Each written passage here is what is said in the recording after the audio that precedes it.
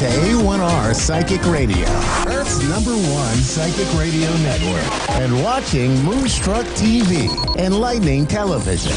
Welcome. Time for Insights by Janita with Janita Francis. Live from InsightsByJanita.com. Connect direct. In North America, dial 888-454-2751. In London, 20-3519-2158. In Sydney, dial 02-8488-3147. Or online, contact us through our Facebook page, facebook.com/psychic radio. Or one of our websites, askoneradio.com or moonstruck.tv. This is Insights by Janita on A1R, the Ask One Radio Network. Hi everyone, and welcome to Insights by Janita. I am Janita Francis, and I will be taking you on a little journey for the next 28 or so minutes while I have you as a captive audience. Lots have gone on this week. There's lots of information out there all over the world about different things. Some of it's confusing, some of it's contradictory. What I will ask you to do, and highly recommend that you do, is do your own research.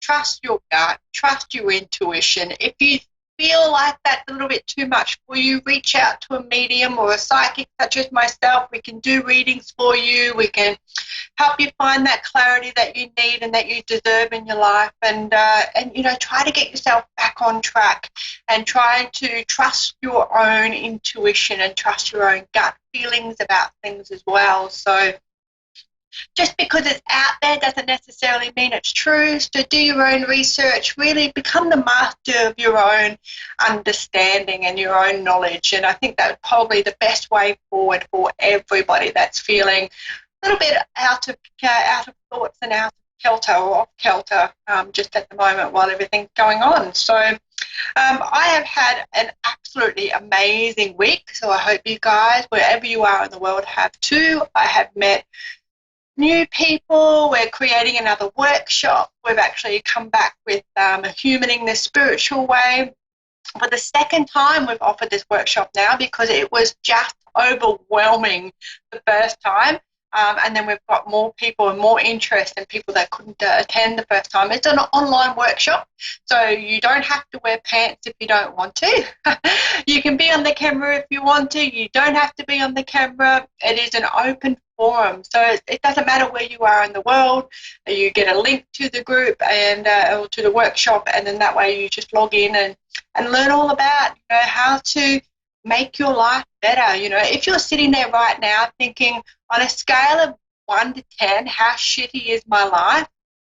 And 10 being you're up to your neck in shit and you just can't see any way out of it, then you probably need to start having a look at what other options that you've got. What other tools can you start looking at and learning about? And my good friend and I, Trish Rock, we've put together this workshop because we've identified, we're both lifestyle coaches and we both want people to advocate on behalf of themselves and to evolve and have their best life ever. We don't want you up in that 5, 6, 7 levels of shit. We want you down in the I'm having a one day today. My day is so cool. Yeah, I don't have a lot of control over what's going on, but I'm making the most of what's right in front of me. And, it's a 2-hour workshop, as I mentioned, online, and you'll get so much out of it on how to apply intelligent emotion, how to do power poses, how to free up the alignment of your cogs or your chakras, as commonly referred to, what you can do to artificially enhance your environment as far as being able to dilute, I suppose, some of the trauma around and the psychic traumas that your cogs and your man-made machines are hanging on to. So it's just a cool course, okay? For the US, your guys' dollar is amazing at the moment against the Aussie dollar. So I think it's an Australian $88 investment for the 2-hour workshop. It is yours to keep forever. You don't have access to it for that 2-hour block only and never to be seen again. You do have access to keep going back and watching it as many times as you like. I will guarantee you that there will be something out that will come out of it every time for you. And the more you awaken and the more you're opening yourself up to learning and understanding who you are at your core and really trusting your authentic self and your authentic thoughts, and not questioning or doubting or self-sabotaging yourself, you will go back to the course and you'll go, okay, that makes sense now. I didn't quite get it before, but I've got it now. And those sorts of things. It's kind of like, when you read a book, I think this is probably the best analogy.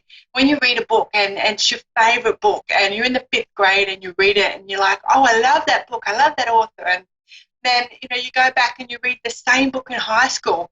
And although it's just a few years between the 5th grade and high school, you've really got a different understanding. I just had spirit walk straight through my house. I love it when they do that unannounced. Sorry, guys. So you really get that understanding in that book is very different because it's a couple of years down the track, but your brain is wired a little bit different. You've been exposed to things. You're questioning more. You're not a naive, 10 or 11-year-old. Now you're sort of getting towards high school. You've been, you've seen the way other people are doing things and interpreting things. So your understanding of that book and the story in the book will actually be different. And then when you pick that book up as an adult, you think, wow, there's so many different things here and different layers that I didn't get before. And it's still one of your favourite books, but it has a different meaning for you now because you have a greater understanding of what's actually going on in the book. And that's exactly what this workshop does for you. It is available for you to reflect back to. So as you go on your spiritual journey of awareness, then you can reflect back and go, right, now I get this. Now, my mantra might have been, I welcome abundance into my life. And now I understand that I didn't really understand what abundance is. What does abundance mean to me? At the moment, it's just a word. I thought it meant everything, but now I realize that abundance can be anything. I wasn't really specific enough. I didn't really say, I welcome financial abundance. I welcome health abundance. I welcome family abundance or love abundance into my life. And as you grow and understand yourself more, it's so much easier to, to redirect yourself. Because, I think Maya Angelou said, I'm sure it was Maya Angelou said, you do the very best you can until you know better, and then you do that. And that's what life's all about. It really is. It's just I'm not going to sit here and pretend that I have all the answers because I know myself extremely well. But it's my favourite subject is to learn about myself. What else can I do? And I'm super passionate about getting other people to feel that passionate about themselves as well. What else can I do? Because most of the time, as kids and as little people or vulnerable people, we listen to everybody's opinions and thoughts about all the things that we can't do, all the things that we're not very good at. And it creates this feeling of lower self-esteem or lower confidence, or we feel, we might be a size, or I'm not good with the American sizes, but we might be a size 2. We hear that a lot on the TV. But, and everyone might think that we look wonderful and gorgeous and slim, but we think we're size 22. And it's our perception because of what we've told. So until you learn how to change that mindset and until you learn how to understand how to switch off those self-sabotaging and self-negating conditions and habits that we've formed over the years, you'll always be held in that place where you can't move forward. And it really is about releasing and letting go. And, we talk a lot about self-love. What the hell is self-love? I mean, have we ever broken down what self-love is? Now, for me, love is such an individual thing. There was a brilliant book written not that long ago about the 5 languages of love, and that, tells us 5 different ways that people can give and receive love. And, you might gravitate toward one more than the other, and you don't necessarily have to be in an intimate relationship with the same style of language of love for it to work, but you do need to understand it. You do need to accept it and acknowledge that your partner might do quality time, whereas you want your gifts and services. And so there's so much around the word love. And I think self-mastery and understanding how to move forward in life and how to manifest and how to let go and how to have intelligent emotions around it all comes down to understanding what love means for you or what grief means for you, and understanding and recognizing that emotion words are actually umbrella words. That they say, oh, this is love, and this is anger, and this is grief. But There's no real rule book on what that's supposed to look like. We understand fundamentally what these things mean, but do we understand what they mean for us? I would personally, I would never give love to everybody. You know, when someone does something really terrible to you and it just, you struggle to understand what their reasoning was, why they did that, why would you behave in such a deplorable manner? And, you know, we're told as humans that we should just send them love and you know, forgive them. And I'm like, that doesn't sit well with me. I don't want to. Just say as an example, I'm violently raped or I'm molested or I've gone through some terrible trauma that another human being has inflicted on me. Shoot down the years, 20, 30 years, and I marry the most beautiful human being that has ever walked the earth. Now, I love that human being. Am I devaluing my idea of love and how I interpret love by giving my rapist love? And in my brain, absolutely. Absolutely. I devalue the word love. I devalue what that means. I don't need to love my rapist. I don't need to think about him. I don't need to think about what he's doing now. I need to think about myself and how this is going to impact the rest of my life and what I'm going to do so it can lessen the impact as the years go on, so I can open myself up to receive beautiful nurturing love that my husband 20, 30 years down the track is now providing me with. So I have a big thing about just giving love.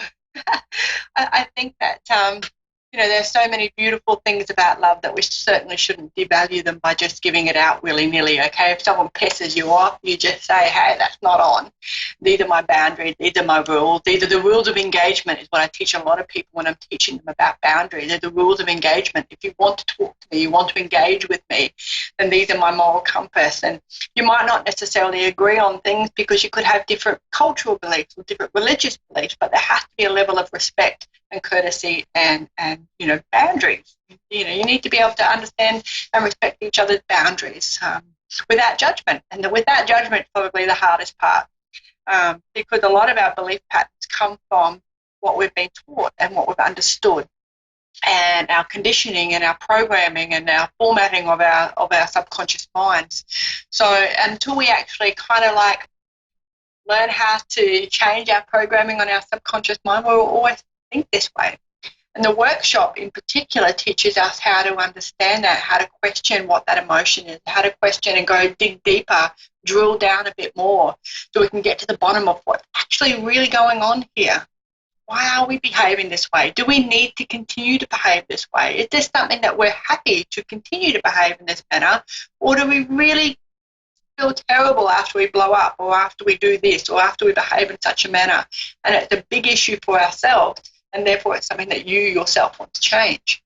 So the workshop covers all of that. I know it sounds deep, and believe me, there's a lot of fun doing this workshop because it's the human. We're here for the human experience. So we're going to do stupid, silly stuff in the workshop. We're going to break things down in manners that everyone can understand. And it's not, you know, like the biggest thing that really gives me the shits about people on a spiritual journey or people that have already started their spiritual journey is a lot of people will say it's hard. It's hard to do this. Like it's the hardest thing I've ever done in my life. And it's not. Spiritual awareness. And this is like spiritual awareness, okay? Your spirit, okay? Your soul level awareness. That's what it is. It's just broken down. It's spiritual awareness, okay? And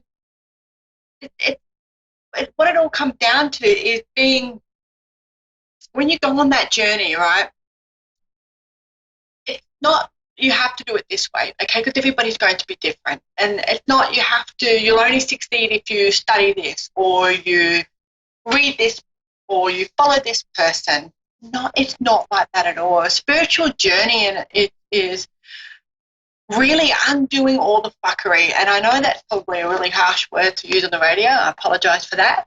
But it is undoing all that stuff that happened to us before we had a chance to realise who we are and how amazing we are and how individual we are. And If you go through life thinking that you're fat and ugly because that's what people told you to do, spiritual awareness is an awareness of your soul to understand that that is someone else's projected bullshit on you. It's got nothing to do with you. You are not fat. You are not ugly. You are exactly you in all of your beautiful individualistic manner. You're supposed to be built like that. There's only one of you in this entire world. There's literally one of you. So how do they know that you're fat or you're ugly? Who are they comparing you to? Seriously. They can't compare you to anyone else because everyone's so individual. And this is the crazy thing about spiritual journey. It is not hard. What's hard is recognizing who you are and what makes up your personality and what the things that were projected upon you and what you actually physically want to change. Now, an example of this is that you might have been brought up in a very Catholic household. And as you get to that 28, 29 years of age, your Saturn return. And Saturn return is an astrology. Saturn return is an astrology term, rather, and it's about understanding structures and pulling your structures apart. And your structures are your environment, your family, your cultural beliefs, all those sorts of things. And a lot of people, when they get to that, sometimes late 26 through to about 29, somewhere in that cycle there, they go through this phase where they might not want to follow that Catholic belief system anymore, or they realise that the Catholic belief system is absolutely 100% of who they want to be, but they want to get rid of some other things, or they don't understand a few other things in their lives that they've been taught. And, you kind of like sail along through life. You can't wait to be 18. You can't wait to be 21. You can't wait to be an adult. And then all those milestones actually just happen, and you don't really get that you're an adult until you're much older than that. And it's like there's driving along to work, and you've got 2 kids in the back seat, and you go, holy shit, I'm adulting. And it really is an epiphany moment where you just think, wow, like the other day I was going to a high school disco. The other day I was waiting out the front of the library because, the book was coming back that I wanted to hire out. What's happening here? It's a big epiphany moment. And spiritual journey and spiritual awareness is when you become aware of who you are and what you want to keep in your life and what you want to get rid of. And the only person that can decide what you keep and what you get rid of is you. And when you actually... And I know a lot of people are sitting there going, I know. But until you actually, I do, it's an empowering moment to realize that you are the director and the producer of your own show, of your own life. You're not a puppet. You get to decide what you want to do. You get to decide what belief patterns you want to follow and what perceptions you want to follow and whether the conditioning you want to chuck that conditioning out. You might have been told that you had to go fishing every single Saturday morning growing up. And you get to 16, 17 years of age and you think, I've got to do that. I've got to keep going fishing. And you do it as a sense of obligation or a sense of duty to your family because it's kind of a family tradition now that everyone goes fishing. Then you have your own family and you want to create your own family traditions, but you've still got this sense of duty pulling you back to going fishing every Saturday morning. And there comes a point where you've got to decide, I want to continue to do that? Am I really loving fishing that much that I want to continue to do that? Or do I want to find my own tradition for my own family? Maybe we want to go on a picnic every Sunday instead or something else. And I know it sounds quite simplistic in the terms that I'm using, but it really does come down to that. It's the everyday things that sometimes we just do on autopilot that we don't realise we actually have choices over.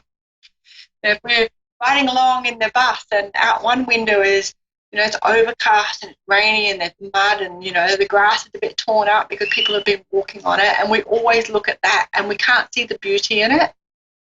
That will be our perception. The perception becomes our reality. Our reality is everything's always grey. Everything's always just black and white. Everything's always muddy or dirty, or everything's not as pretty.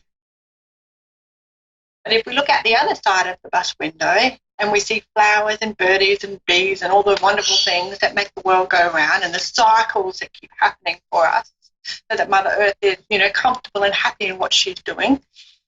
And we always look out that window, and that's our perception, and our reality is that because we're perceiving that is always like that, we get to choose. We're on the same bus. Just some of us are choosing to look out the grey side and others are choosing to look out the sunny side. But it's a choice. It's a choice. We choose which way we want to have a look. And that's what life's all about. We can choose to be in victim mode and thinking, why me, or this always happens to me. Another one that we do is self-sabotaging, and so many people do this, and I see it time after number when I'm teaching people to stop doing it, is they go, I'm worried about being happy because every time I get in a great relationship, they cheat. Every time I have some happiness in my life, something terrible happens. Every time this happens, that happens. And we are training our brains to expect shit to hit the fan every time something good happens. I've already told my brain that when I get in a great relationship, my boyfriend's going to cheat. So I naturally choose boyfriends subconsciously that are going to cheat because I've told my brain that's what I want. Because it's what I give energy to. What I'm manifesting. It's a very weird concept. I've actually written a book on manifesting, and I did this because there were so many books coming out at the time about manifesting, and it was confusing and scary for a lot of people. And I thought, God, it's not that hard. It's not that hard. It's not that scary. Get over yourself. Let's just bring it down to simplistic terms. Everybody can manifest. The things that stop us from manifesting, okay, the things that stop us from achieving what we want in our lives, it's a bullshit story that we keep telling ourselves of why we don't deserve it. That's it. It really is. We get stuck on that tape because we allow ourselves to screw ourselves over every single time. We just need to stop all of that.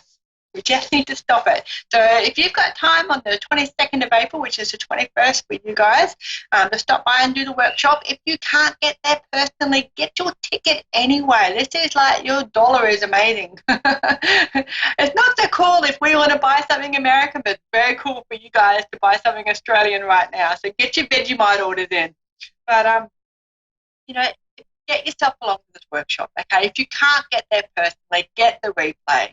Because life is freaking amazing. It is amazing. When you understand yourself and you're not limiting yourself by bullshit stories that somebody else told you, your mind will just explode. Your heart will explode. Your life will explode. And it is not hard. It's not getting up at 4 o'clock and meditating for 5.5 hours every day so you can be in the zen. I can tell you now, I've been doing this for freaking donkeys. I don't ground. I don't meditate. I lift really heavy weights. I ride a motorcycle. I can't think about shit when I'm doing either of those two things because I'm worried about not killing myself or somebody else killing me. That is my meditating. I'm already grounded. I'm here in gravity world. I'm a human. I've come back as a human this lifetime. You can't get more grounded than that. Have fun with your life. Learn about yourself. It is life-changing. Absolutely life-changing. It really is. All right, guys. Let's go for a blessing. See what sort of blessing we've got coming up for us. A blessing on your intuition. Now, this is really interesting, okay, because your intuition is exactly what we've been talking about really early on, trusting what's going on in your gut, trusting what's going on around you. If it smells like shit, it probably is shit. Go do your research, find something else, find some sort of fact that you can cling to. Trust your gut. If you're not sure how to trust your gut, put your hand on your throat, put your hand on your belly button, so your palm is straight over the top of your belly button, and ask your body the question. When you ask your body the question of whether this is correct or not, say, I need to know if this is true. Don't say, is this true or not true, or I'm not sure if it's true or not, because your body can't give you a yes, no, maybe, or longer answer. It just says yes or no. It's called muscle testing. Look it up. It's super cool. And it's a great way to get into your subconscious and understand what's holding you back. And I can teach you how to do that too. So if you're interested in doing that, sing out to me. I will help you. I'm on Facebook, Twitter, and Instagram. You can catch me on YouTube as well. I have a show on Friday nights here in Australia, which will probably be Thursday mornings over there for you guys. It's called The Transformation Show. It is a free show. We do all sorts of things, flash readings. We look at cogs. We look at generational what we're here to learn as generations, and we do that by years. We look at Western symbols, Eastern symbols. We look at all sorts of things. It's just a crazy cool hour of a whole bunch of modalities. I've got 8 clair senses, so all 8 of them I can tap into. I very rarely get things wrong because my spirit team is flaming amazing. So, just hop on over to Facebook and have a look. It's Insights by Janita, Johnita, and you catch me on Facebook. You put in Janita, Johnita, Francis, Francis, you will see all my stuff pop up there. So Google me and you will see it all come up there, and then choose Facebook and then track down the Transformation Show. Love to hear from you. Let me know that you're an A1R Psychic Radio listener so I can get excited. So I love it when you guys pop over and say good day. But yeah, a blessing on your intuition. Trust it. Trust it for yourself, guys. So that is Australian time is 7 p.m., okay? So that's 7 p.m. Australian time. And give me 2 seconds while my beautiful producer works out what that is for the American time. He's so clever. He makes me look really good, doesn't he? All right. So you can also catch me. Where else can you catch me? YouTube, which we covered. I do a lot of higher realm downloads as well, which means I channel from the higher level stuff as well. I've got a couple of videos up there. I'm due to do another one. So that's 5 p.m. US East time and 2 p.m. US Pacific time. So that's pretty cool. After lunch, grab yourself a cup of tea, sit down and watch the Transformation Show. Hang on, we got that wrong. He led me up the garden path. All is AM. Okay, 5 a.m. and 5 a.m. US East and 2 a.m. US Pacific. Look, you can always catch the replay. I actually do post them on my YouTube, so if you can't get on there personally, that's okay. Just watch the replay on my Facebook or also my YouTube. So yeah, I think that's about it for me this week, guys. Hopefully you got something out of it. Don't forget to check out Humaning the Spiritual Way. It is an online workshop. You will not regret it, honestly. It is the best 2 hours that you'll spend in your entire life. You can catch me on my website as well if you need any further details. That is www.insightsbyjanita.com. And all of my fees and services there, private readings, mediumship, all sorts of stuff goes on for me. So I'd love to see you there. And we're all done. Thanks, guys. I'll see you again next week. Bye for now.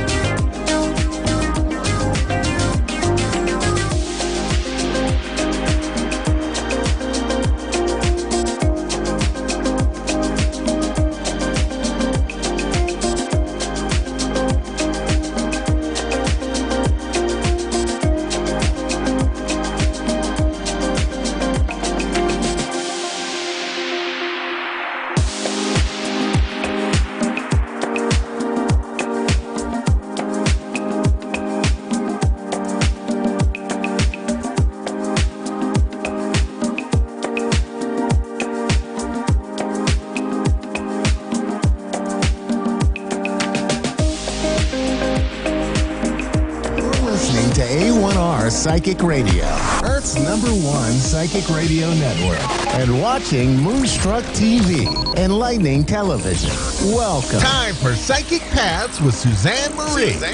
Live from PsychicPaths.com. Connect direct. In North America, dial 888-454-2751. In London, 20-3519-2158. In Sydney, dial 02-8488-3147.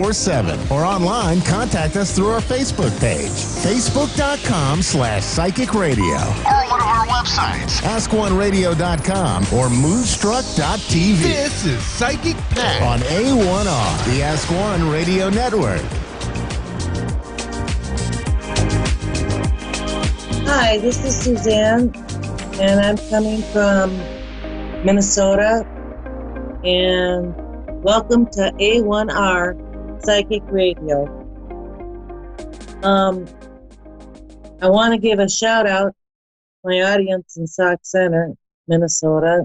I know they're joining me tonight. And I'd like to thank everyone who calls in tonight. It's my honor to be able to read for all of you. And I'd like to say before we start, thank you to my sponsor, Chris Roman at BetterHelp.com. So I hope you all are having a good night, and I hope that I can be of some service and help to you tonight when you call in. I hope that everybody is healthy and safe. And I know this is a tragic time, but we are going to get through this. We've gotten through many other tragedies as America, and we will get through this one. So I hope that I get some callers. This is my second show, and I'm ready. I'm ready to rock and roll. Come here, Bluetooth. Even just my cat. He's doing a lot of screaming right now. Come here, kitty. Yes. My kitty, Bluetooth, wants to be a part of the show. Here you are.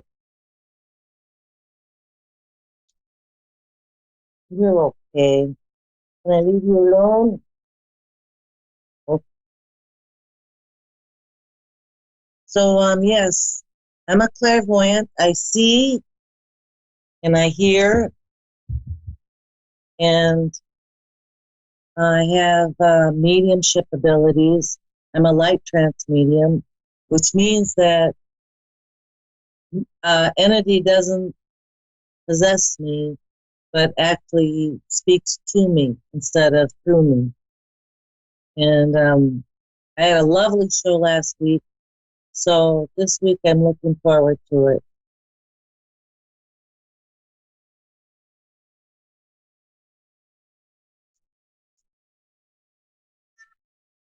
I had a feeling. Where'd you go? Mm. So I hope everybody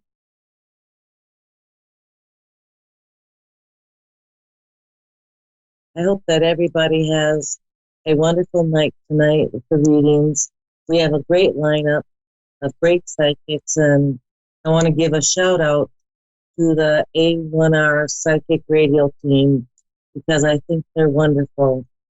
And I want to just thank them for giving me this opportunity to be able to reach so many people. And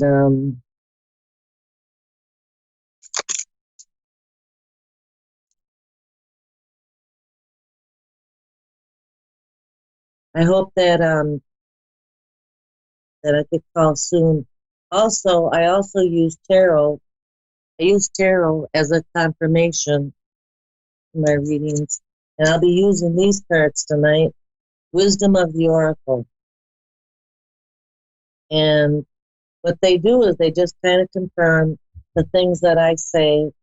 And if you have a question about what I've said, I'll pull a card, and they usually confirm it. So it's called Wisdom of the Oracle, and they're one of my favorites because they're direct. They're very direct cards, no beating around the bush. Um, some symbology, but not not not very confusing.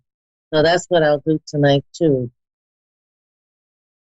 For everybody that has a question to my readings. We have Kim in Portage La Prairie, Minnesota. Hi. Hello. Hi there. Hi, how are you? I'm okay. How are you? Doing good. How That's good. are you doing tonight? Sorry, what was that? Do you have any questions for me? Yeah, actually, I was just curious if you had any messages from my mom for me. Hang on a second. She passed away on May 1st.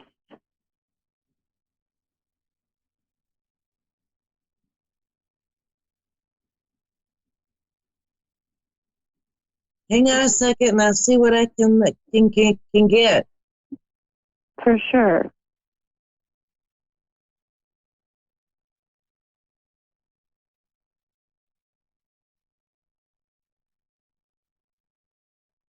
Does she have dark hair? She did. She did have dark hair, yes. Was it did it come off as kind of accidental? Yes. Yeah, it did.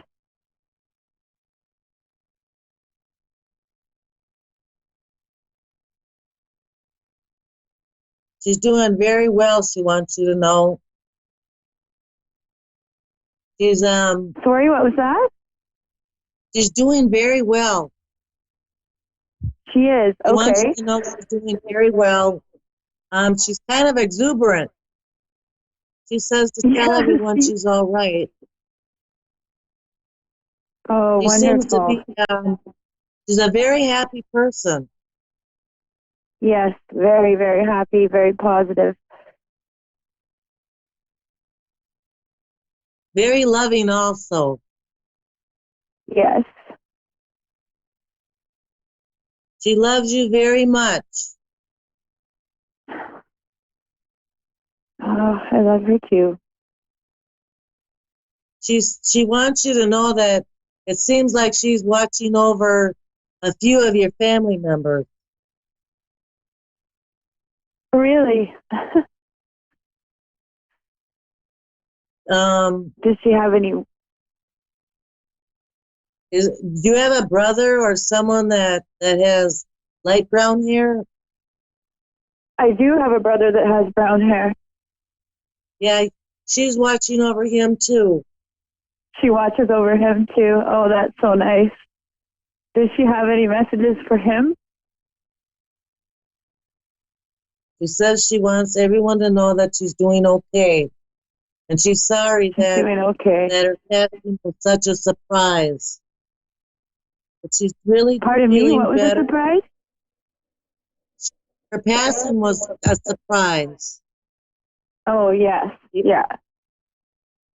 But she wants you to know she's doing very well.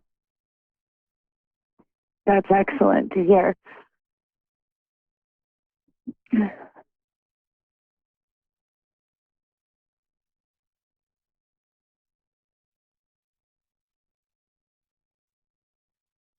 Yeah, she's just getting used to being on the other side, and she's doing a lot of the things that she needs to do on the other side, um, because she's not just resting.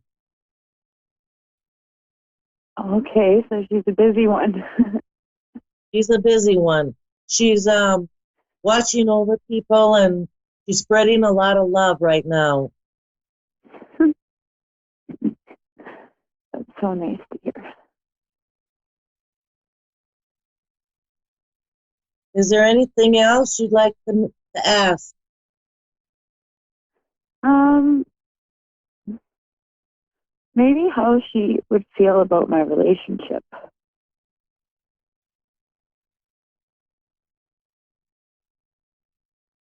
Hang on a second.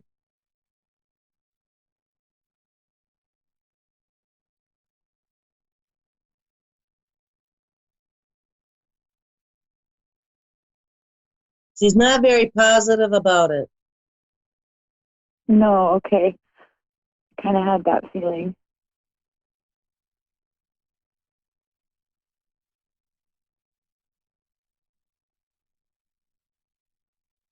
Hello? Hello, yes. Hi. Can I help you with a question? Yeah. Um, does she know that I wasn't there when she passed? She didn't bring it up. Okay. She she's not even worried about that. Okay. Good to know. Good to know.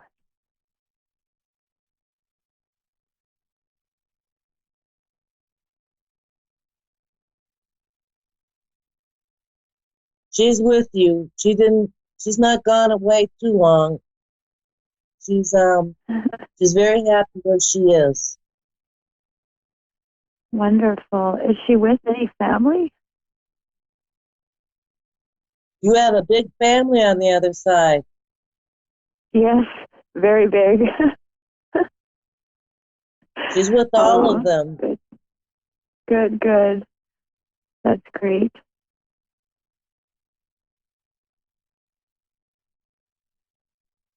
Does she stay with my son?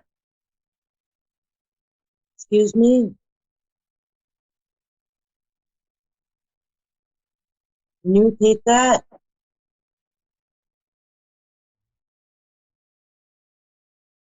Yes. Yes.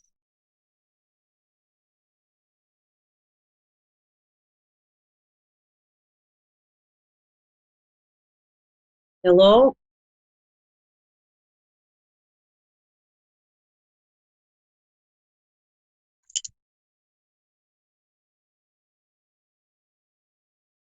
I'm just gonna stick these earphones in so I can hear people a little better.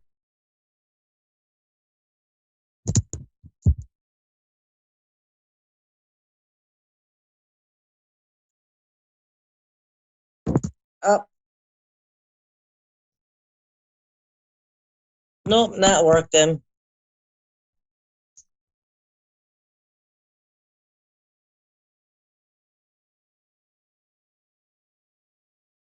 Hello? I'm with it now.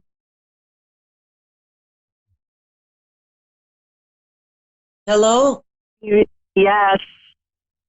Okay, better. I can hear you. Okay. Can you hear me? Uh, Okay. Is there anything else? No, I didn't even get to hear any of it because there was something like beeping in it. But All right. Well, thank you and have a good night. you too.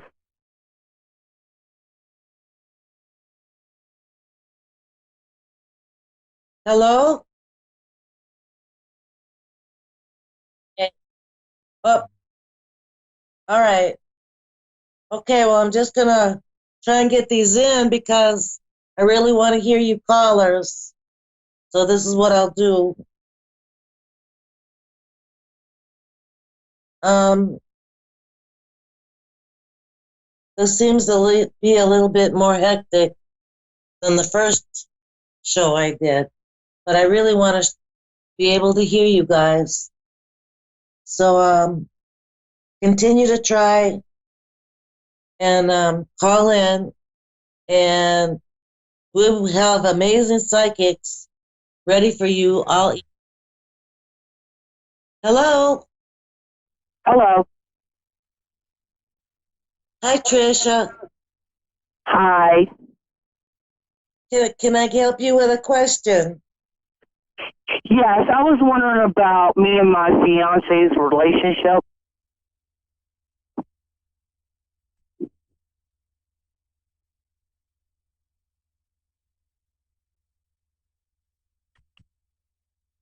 He proposed? Huh? He proposed. I can't hear. Say it again. I see that it's kind of, your relationship hasn't been easy. No, not really. It's almost like you're already married. Yes.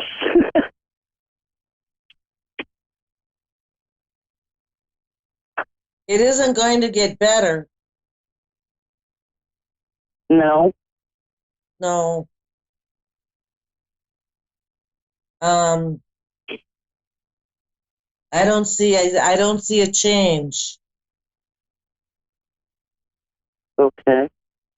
And I don't know if that makes you happy or not, but Mm, it's been a no. while. It's been a while with the friction going on. Yeah. So, yeah, I don't see it changing. I'm sorry. No, it's okay. Do you have another question for me? Um. Yeah. A brother of mine passed away. I don't know if you could like get any readings on that.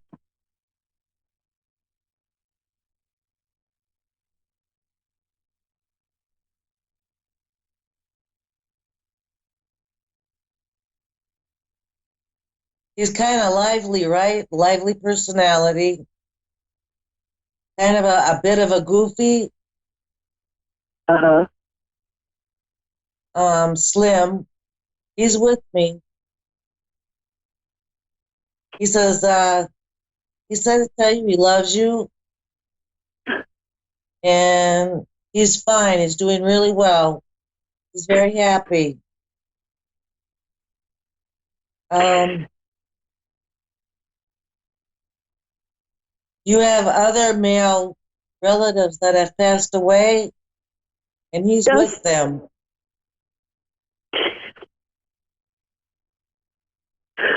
Hello? Hello. Yeah, so he's doing okay. Okay.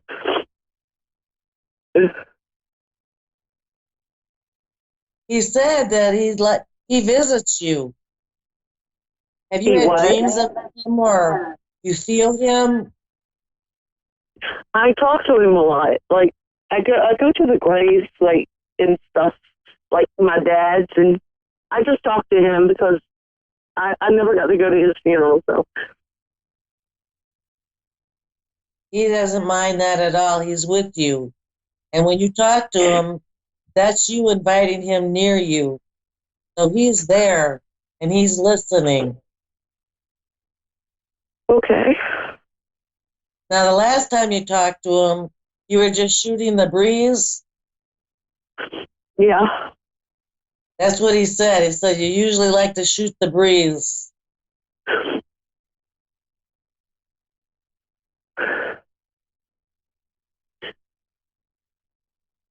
I'm sorry for the sadness, but he's really doing okay. Okay. And he enjoys your talking with him. Okay. So one more quick question if you have one. Um. Um. Like I'm going through a rough time right now. Like because of all the things that's going on, like with the virus. Like my job Yeah. got shut down. I have no income. Like everybody else is getting their money, but I'm not hearing nothing about mine.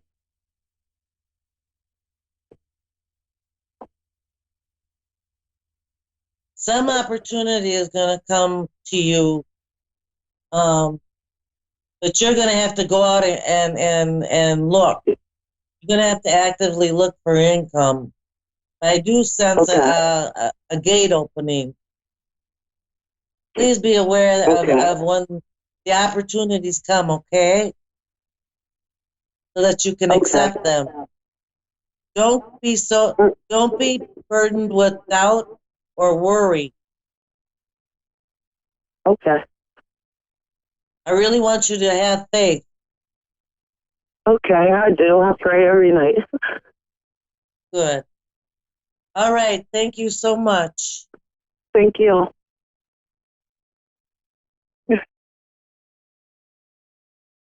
All right, everybody. I had a great show. Sorry for a little bit of frustration, but I hope you all have a good night. And bye for now, and I'll see you next week. Thank you so much for everyone who called in. And like I said before, it's an honor for me to read each and every one of you. God bless.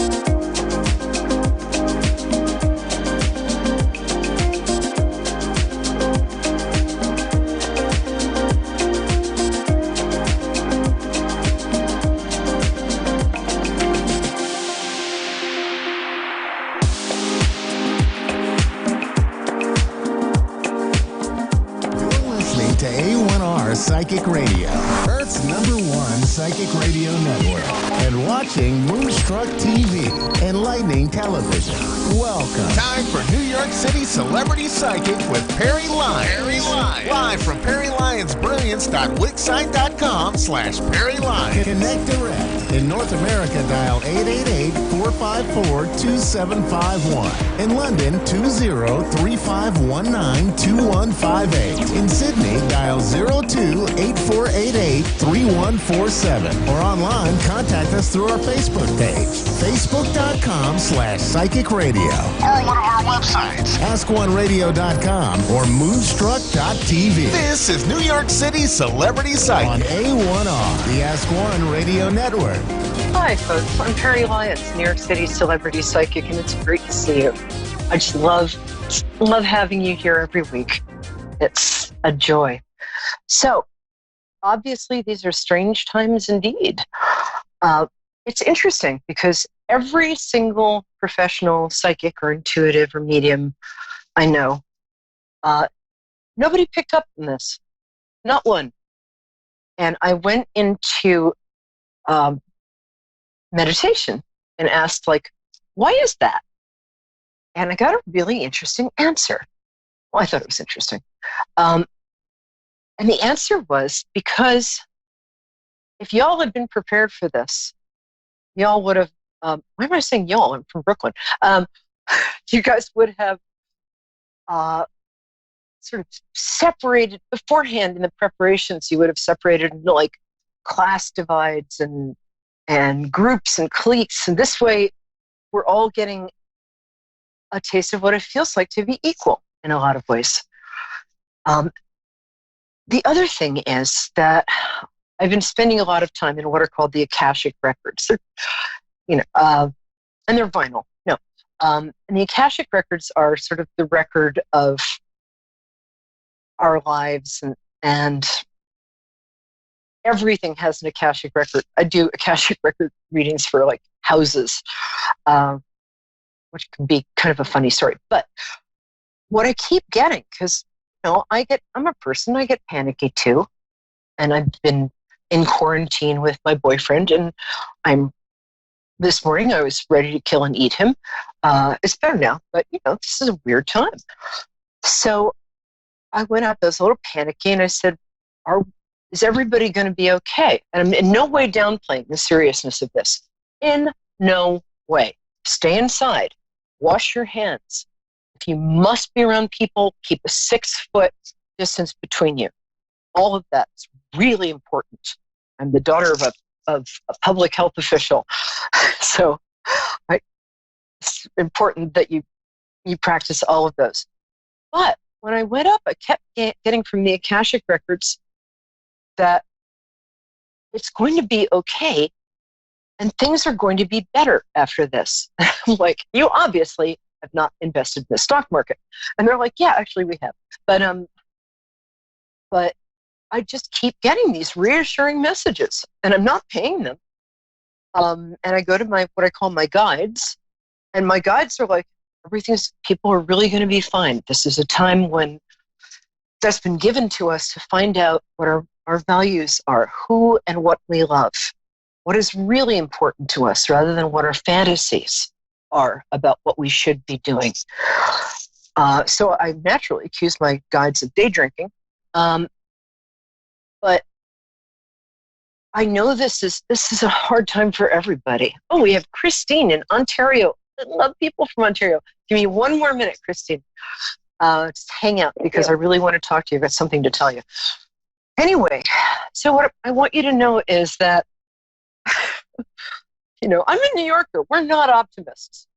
But still, whenever I go to my guides or I go into the place where I get information from, which is Trader Joe's, I keep getting the same things. And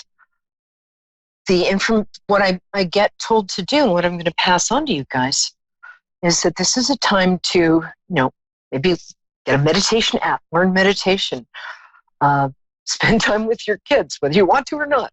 A lot of people are in the homeschooling thing are learning that they're terrific teachers. have some patience. It's going to be okay. By November, we're all going to be fine again. We're going to have slowed down a bit. And we're also going to have the opportunity for people to be recognized for who they are and what they are and what they give to the world just naturally in their existence, rather than how famous they are, how well dressed they are. Because honestly, I've been wearing the same thing for 2 weeks. No, I haven't, but it feels like it. It's going to be a better time. And I'm not saying that the Pollyanna way. I'm saying that in a I was really surprised to keep getting told that. And before we get to my lovely Ontario buddy, I just want to say this show is dedicated to all the medical workers everywhere who are heroes. I'm going to read some names because these are the names. I go to this clinic called Evolve, which is in Annapolis, and it's the people there are the most committed, dedicated professionals. And to me, as I read each name, I want you to think of 100,000 people lined up behind each person, 100,000 health professionals. And I'd like you to just take a moment as I'm reading these names and send positivity and gratitude and loving energy to both the lovely people whose names I'm about to read and also the 100,000 people they each represent, if not more. So I'd like to say thank you, and just, you guys are great. To Sherry Perky, Stephanie Cusco, Joanne Wang, Leah, I hope I'm saying Canale, Lily Goldstein, Juliana, Will, Lori Bond, and Anna, and Dr. Friedman. That's not actually his first name, but and behind each of those people are these dedicated, kind, really gifted professionals. Are just a legion of people. People are coming out of retirement in New York City and everywhere else, doctors, to work as volunteers. It's amazing. So people are good, and we're going to get through this, and we're already there. Keep your focus on what you love, who you love, and on the fact that how appreciative we're all going to be of the regular everyday activities we always took for granted. Okay, thank you guys. And thanks to all my medical peeps at Evolve. I love you guys. Okay, Miss Ontario, how are you? Thanks for waiting. You're so patient. Hi. Hi, babe. How are you? Just fine, thank you. How are you? Thank heavens, I'm fabulous, and the better for talking to you. So, first I'm going to ask you to say your birthday. Thank you. First, I'm going to ask you to say your birthday, because that's sort of how I connect to people. You don't have to say the year. Don't ask, don't tell. So when's your birthday, my love? June the 28th. Oh, cool. You're Cancer. Cool. Yeah, that's right. So it feels like you have a really specific question. What is it? Well, I'd like to know if my cancer is going to come back. No. Oh, sorry. I didn't even know I was going to say that. I mean, obviously, usually it's the stuff that I just blurt out. That's, was it in the lower part of your body? Or the upper? Was it something to do with ladiness? No, actually, I had a third of my lung out. Oh my God, I'm so sorry. Oh, I'm sorry. I was getting breaths, but it's right behind the left lung? Right lung, upper lobe, 8 nodes that were fine, and I have COPD and asthma. Oh, honey. Well, I'm glad you're staying inside and taking care of yourself. I'm sorry. Yeah, no choice. Yeah, right. I should explain that usually, I say this to clients in sessions, usually the first minute, it takes me a minute to tune in on your energy. So I apologize about not being right about the lung thing, but I was getting at his breast. So also seeing it on this side. So for me, my left is your right. I really, honestly, I think you're taking really good care of yourself. I think also that you have a community of people who really love you. And I was just reading some research that says, for those of us who are survivors of something serious, that keeping in touch with our community, or even just taking a moment every day to think about how many people love us and how many people we love, and that's something that you naturally do. I mean, you may have been hermiting a little lately, because who isn't? But no, I don't feel, I mean, obviously keep going to your doctor and but I really feel that you're past that. And I feel that the next part of your life is, in a strange way, going to be really good. Like, so I almost want to say that the best part of your life is ahead of you.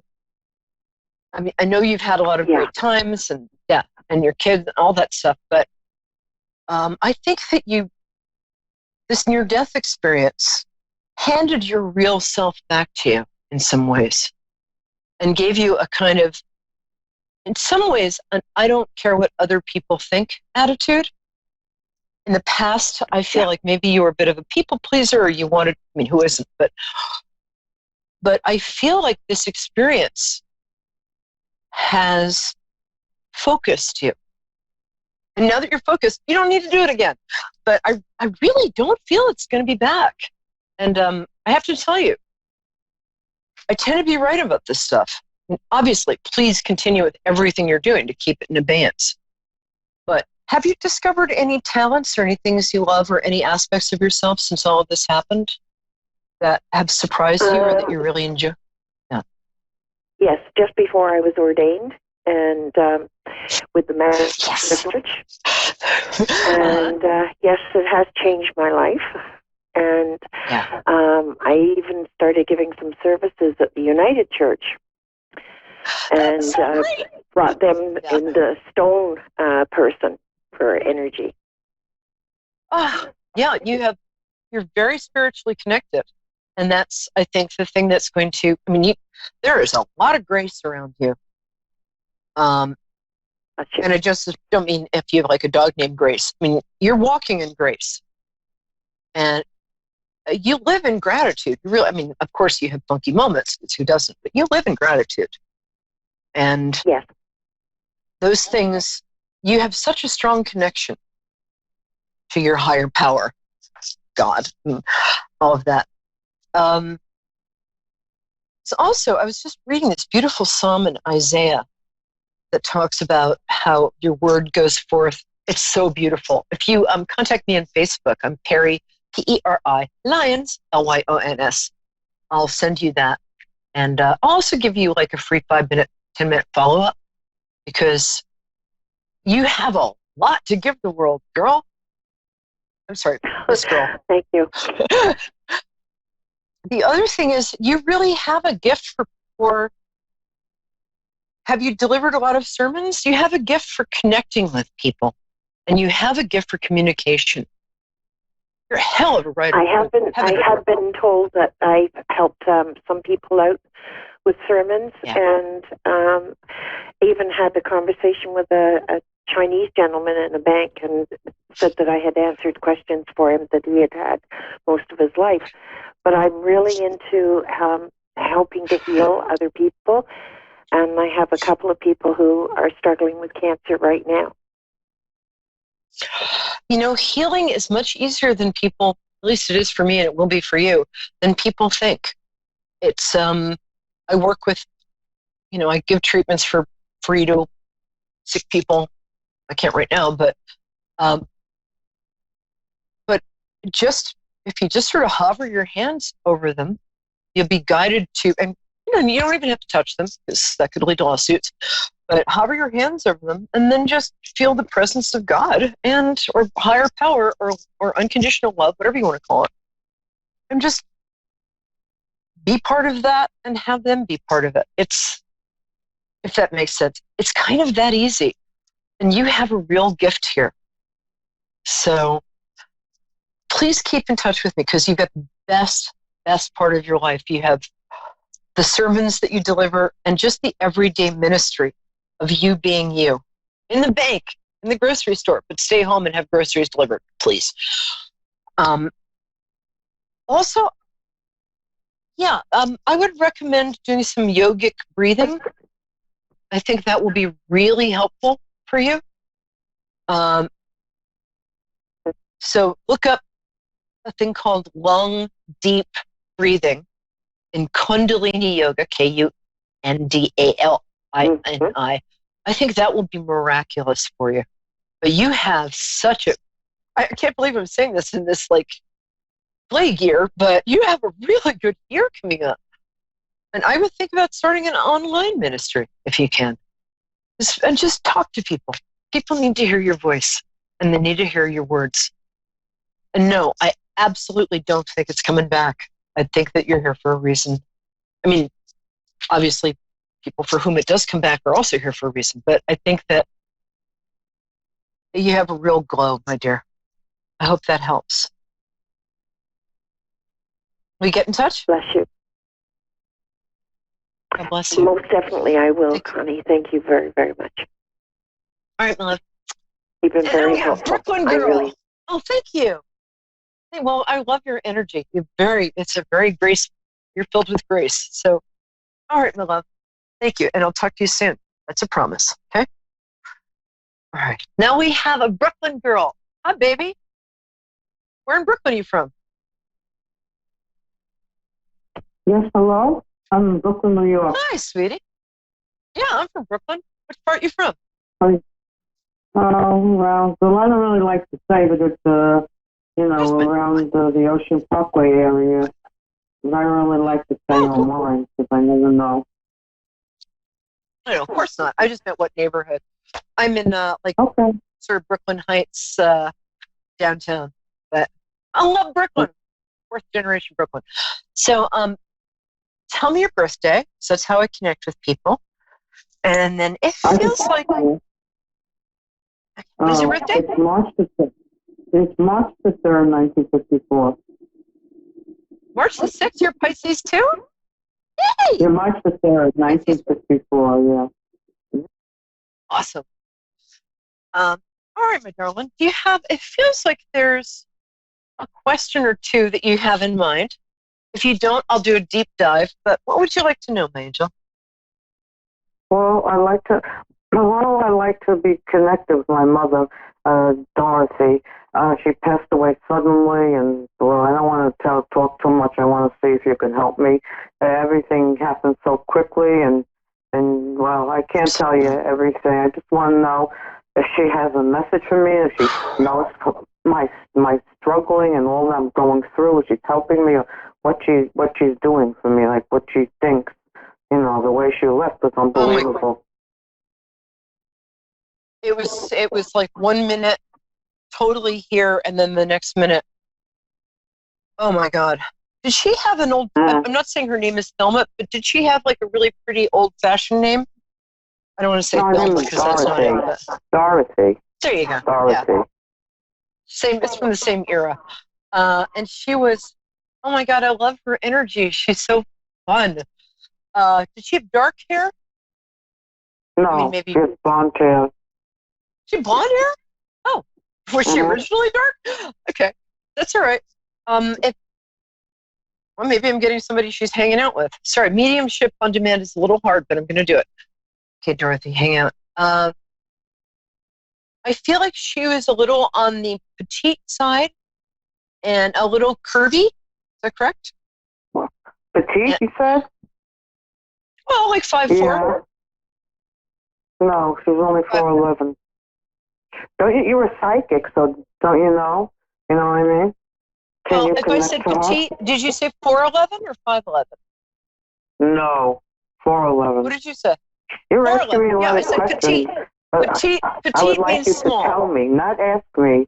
Could you please tell me, not ask me?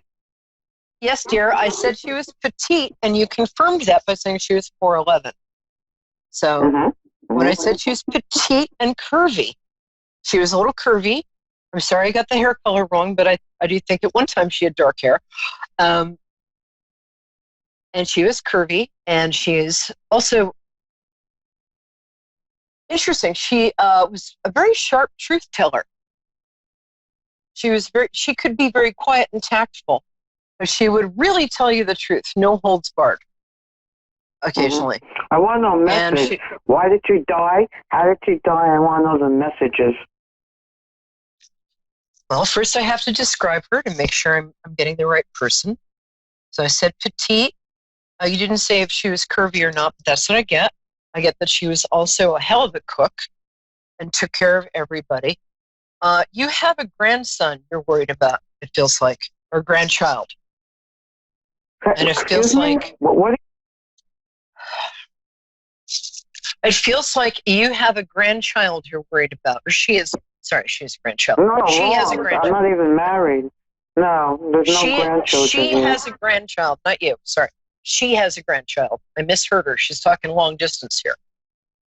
I'm psychic. I'm not God. No, wait a minute. She doesn't have any grandchildren, my mother. You don't have a brother who's... No, my brother's dead, and he never had children. All right. Absolutely not. Okay, then there's somebody... I apologize. Mediumship, I'm usually right, but hey, sometimes I'm not. But hold on, let me get her.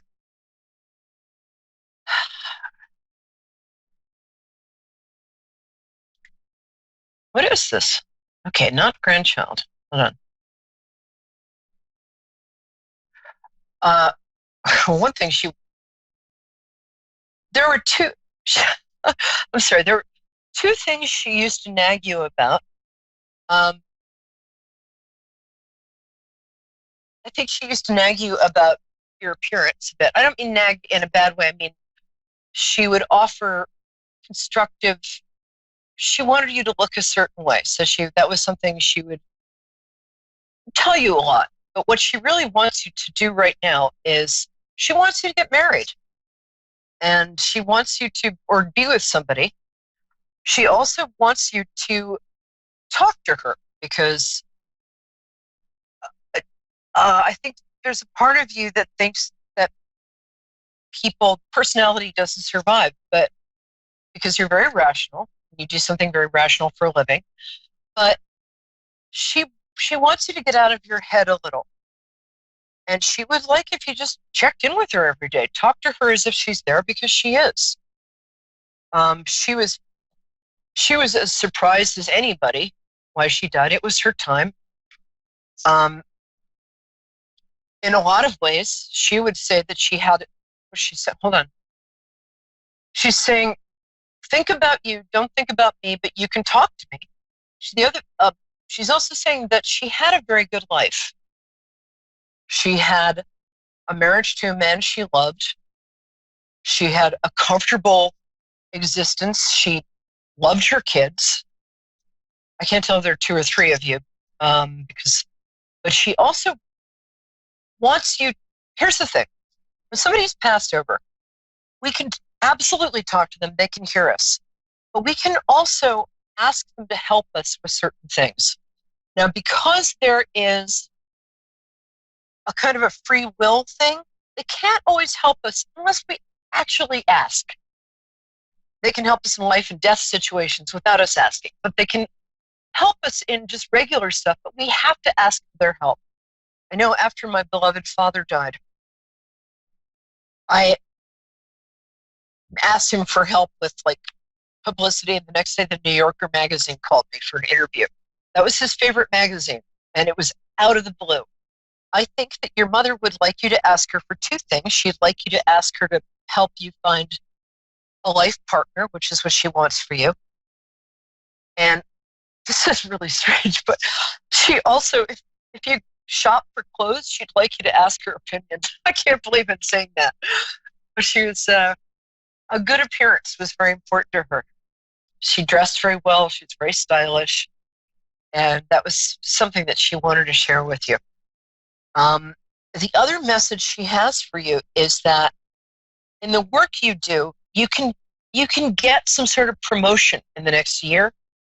I think you might have to get a certification or take some sort of course. But mostly what she wants is to have you know that she just loved you beyond anything.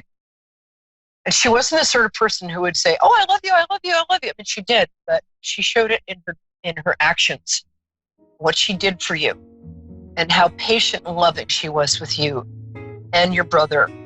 I'm not sure if you have another sister or not. That's a little strange. All right, let that go. But she, what she mostly wants is for you to be happy, and for you to. You're very smart. You're very rational. I've got 10 seconds. I'm going to say this fast. She'd like you to get out of your head a bit and have some more fun, and maybe attend services occasionally. So that's all I got, my love. And I'll see you all next week, 9 p.m., Moonstruck. And bless you, my dear. If you have any more questions, feel free to reach out. This is Perry Lyons, New York City Celebrity Psychic, thanking you all for being here. It's a joy to be with you. Thanks to both my callers. And wash your hands, everybody, and stay indoors. It's going to be okay. All right. Love you. See you next week.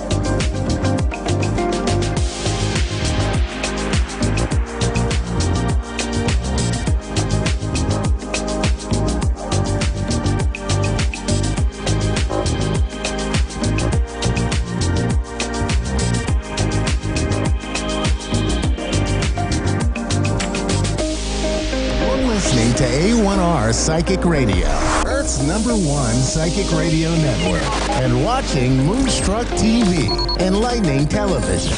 Welcome. Time for Gemma's Spirit World with Gemma. Live from GemmaSpiritWorld.com. Connect direct. In North America, dial 888-454-2751. In London, 20-3519-2158. In Sydney, dial 02-8488-3147. Or online, contact us through our Facebook page, facebook.com/psychic radio. Or one of our websites, AskOneRadio.com or Moonstruck.tv. This is Gemma's Spirit World On A1R, the Ask One Radio Network. Good evening, everybody. I'm Gemma, your host tonight. How are we all doing? Oh my goodness, it's 11:30 here in Australia, and the day is beautiful. You know, I know that the sun is shining here, and I woke up this morning and from my guides, you know, I wake up and I always have my guides around me, and they kept saying to me, laughter and connection is so important. And I've been thinking about it all morning, actually, you know, laughter and connection. So I know given what we're all going through at the moment with this virus, it's really important to connect with loved ones, connect with people online, you know, just picking up the phone, you know, just talking, you know, connecting, just checking in with everyone just to see how they are doing. And it's not only good for them, it's good for yourself as well. You know, just to hear somebody else's voice. I know that just connecting with my friends, it brings lots of laughter. You know, yes, we're all on the same, we are all in this together, and talking about, you know, what we will be doing after, you know, what we will be doing once this virus does disappear and everything does go back to normal, and it will. Just that we all need a little bit of patience and to do the right thing and to think smartly about what we're really doing. But connections, you know, and it's not just it's connection with ourselves, you know. I found that the more that we look within ourselves, it's a great time to work on ourselves, what we can do to, you know, maybe that we haven't done in the last month or two. But for me, communication is really big too. And I find that, you know, if you're living alone, you know, reach out to somebody. I know how readily available the internet is and how much we can connect with the world. And it may be someone that you don't know, but just sending them a hi or a message to let them know that, you know, you're free to talk, you're available. You know, it brings a smile to somebody, and it brings, you know, it's just to let them know that they aren't alone either. So this morning, how I wake up, I know my life feels like it's a little bit all over the place. There's no routine, and that's okay. You know, I'm not going to work at the moment, but that's okay. You know, staying home, being with family is what's really important for me, and connecting with friends that I haven't seen for 3 weeks.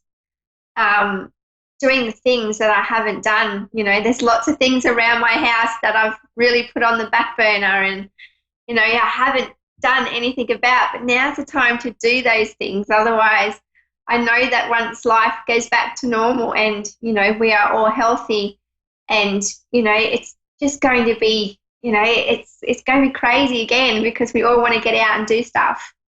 So do the things that, you know, are at home, or, you know, that frustrate you, or, you know, I know that in some countries, you know, you can't leave your house to exercise. And, you know, find things around the house. Keep on moving. Movement is important for the mind, for the body. And it's important to, you know, create, and with movement, that's dancing, you know, laugh, you know, connect. It's amazing how many online activities are free online. So connect, reach out, and laugh, you know, laugh at the things, laugh at the memories, you know, find things that make you laugh, because when you're laughing, you're happy, and when you're happy, your vibration lifts up here. So connect and reach out is my message for today, and for you to take to your weekend. So we're going to connect because, you know, I feel like it's been a while since I've connected with anyone being at home, and this is what I love about A1R Radio. is that I can connect. So we're going to connect with Amber in Lake Wales, Florida, USA. Hello, Amber. How are you tonight? Fine. How are you? Very well, thank you. How can I help you? I just wanted a general reading. Yep. What I have coming through for you at the moment, have you got someone around you that has heart problems? Has any issues with their heart? Maybe. Yeah, I do. Yeah, because I have them coming through strongly. I feel I'm tuning into their energy at the moment. Somebody that, what's coming through about them is that they're the kind of person that don't always listen or take things on board. Is that, because what I'm getting is my ears are really sore at the moment, and it's letting me know that, they would listen, but they'll only take so much. They won't always listen. They're one to give advice, but won't listen for themselves. Does this person resonate just with that? What did you say? That they have heart problems and what else?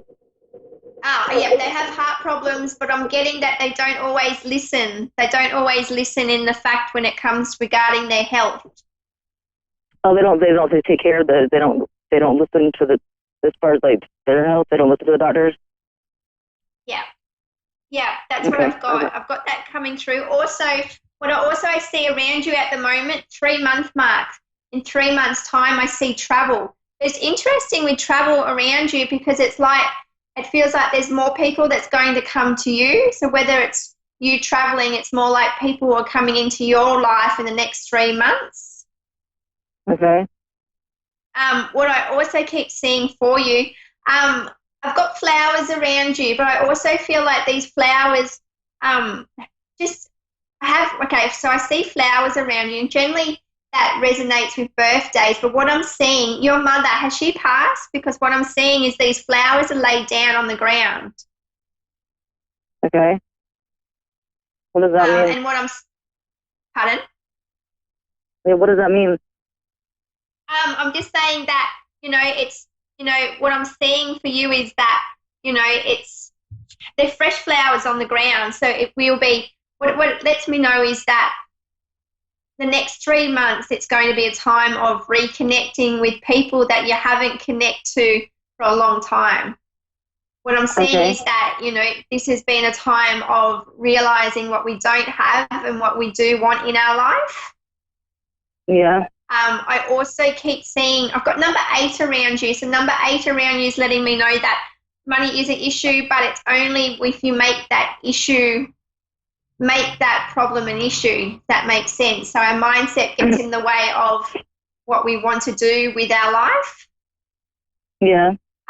It's letting me know how creative, but how smart you are. You're a very smart woman. It's like you put so much pressure on yourself in what you want to do and how to achieve things into your life. I've also got what else? I've got lots of things coming in for you. I keep seeing a little girl. So I've got a girl around you, a daughter. Is this correct? You have one daughter. Pardon?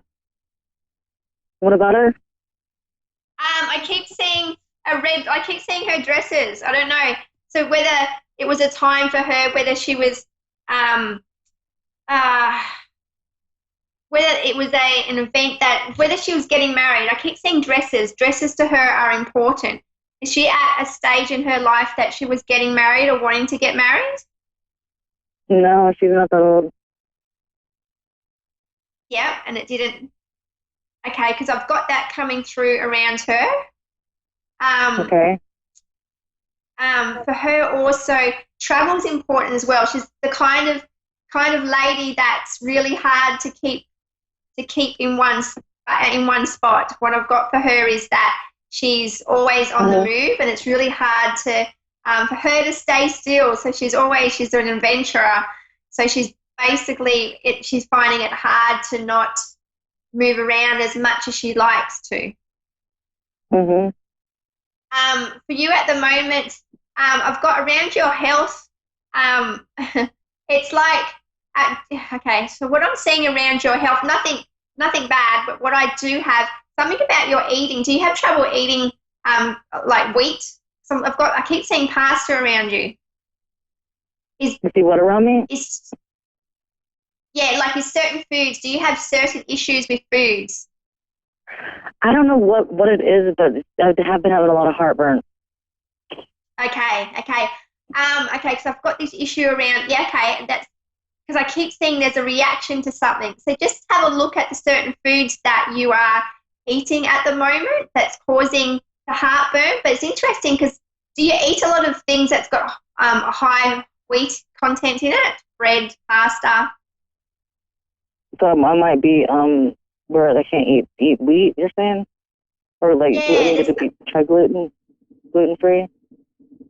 Yeah, so what I basically got is that it just feels like just have a look at what you're eating and what kind of side effects that you're getting. Like just have a look. That's all. It just feels like it's a diet change in order. Okay. I keep seeing a blue car. Do you have a blue car at all? I've got a blue car that keeps coming in and out around you. A blue car? Mine's more like a purple.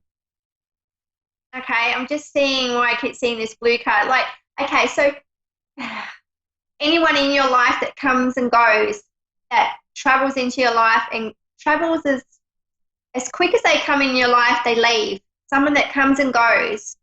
I have someone I keep seeing this car around you. Can you resonate with somebody in your life that comes into your life and then exits pretty quick? Are they coming and going all the time? I think I know what you're talking about. Yeah, okay. So your son, did you say? I think I know who you're talking about.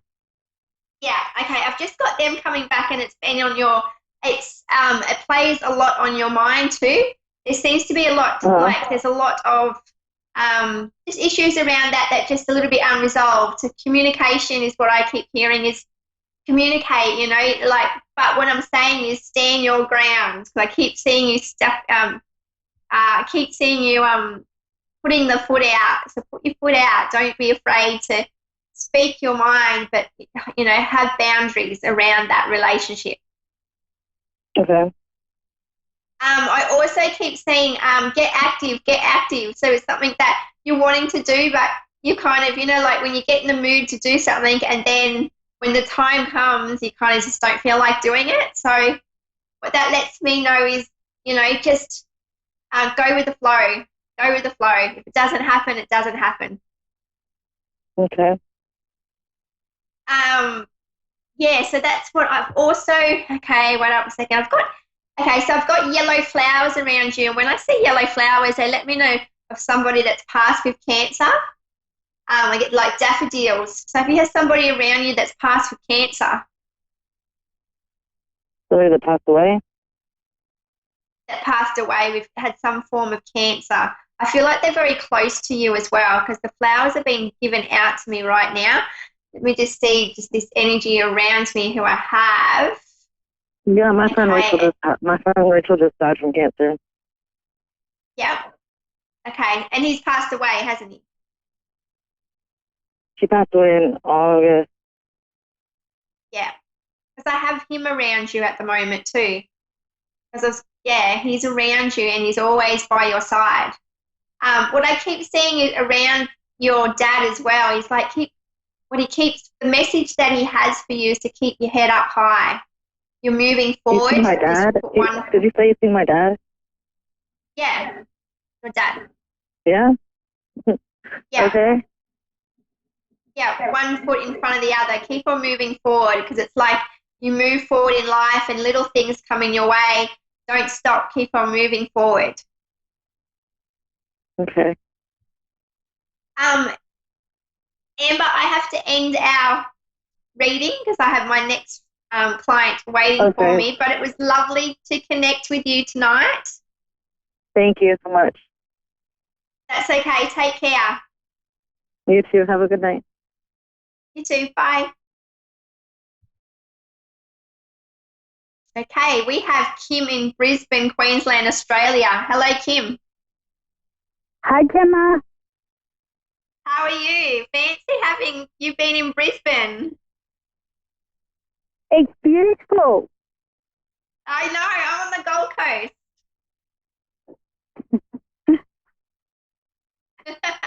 How can I help you tonight? I mean today.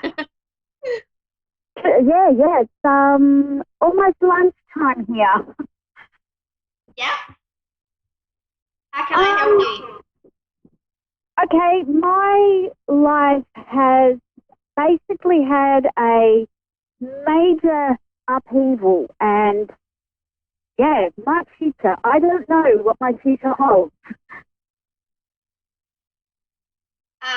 Okay, so wait, did you say something about your sister? Sorry, my connection seems to be fuzzy on my end, not your end, just my end.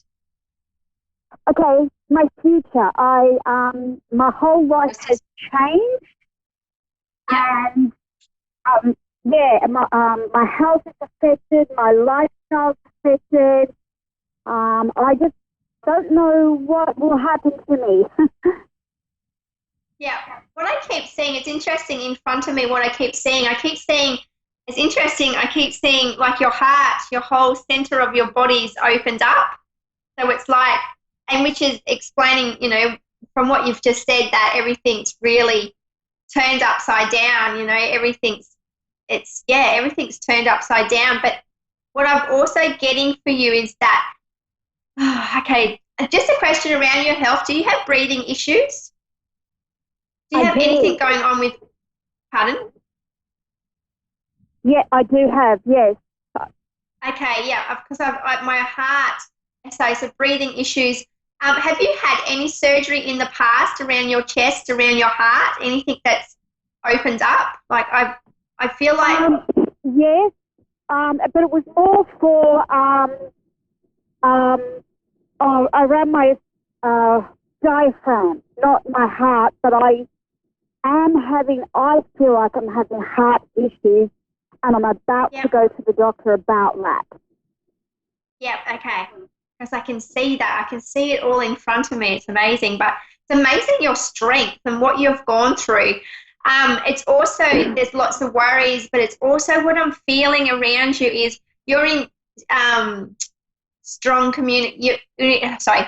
your communication, you have a great support network around you, but even people that you work with in regards to your health, there's a lot of trust involved with your doctors, is what I keep seeing. But It's amazing because I keep seeing lots of new growth coming up around you. So what that's letting me know is that things are going to be fine. I'm really drawn to the word peace around you.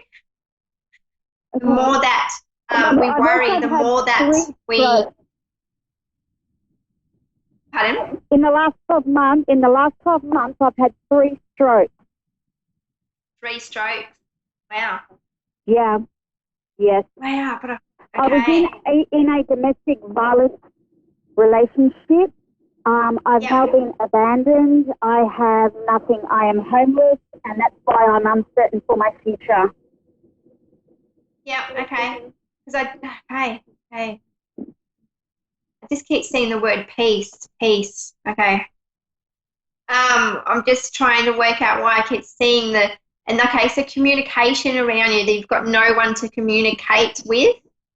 So I'm drawn to the given everything that you've gone through, and what you're going through, I keep seeing the word peace, and generally with the color peace, it's blue, communication. And what I keep seeing around you is that September is going to be an important month for you. September. I'm also got something. It's interesting because I keep seeing that there's more. I keep seeing there's a bigger surgery ahead of you. I keep seeing a surgery. Like there's something coming up that's quite big for you. Okay. Is that heart surgery? Yes, that's what I'm getting around your heart. And I know that this is going to bring you a lot of peace in the fact that things are going to be okay. It's just now until then is really important to, what I keep, and finding that inner peace within you I've also, what I'm seeing for you is that there's somebody that you're moving into. I keep seeing like a unit.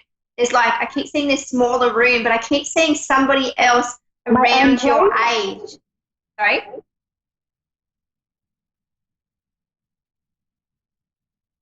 Are you there? Yep. No. Hello.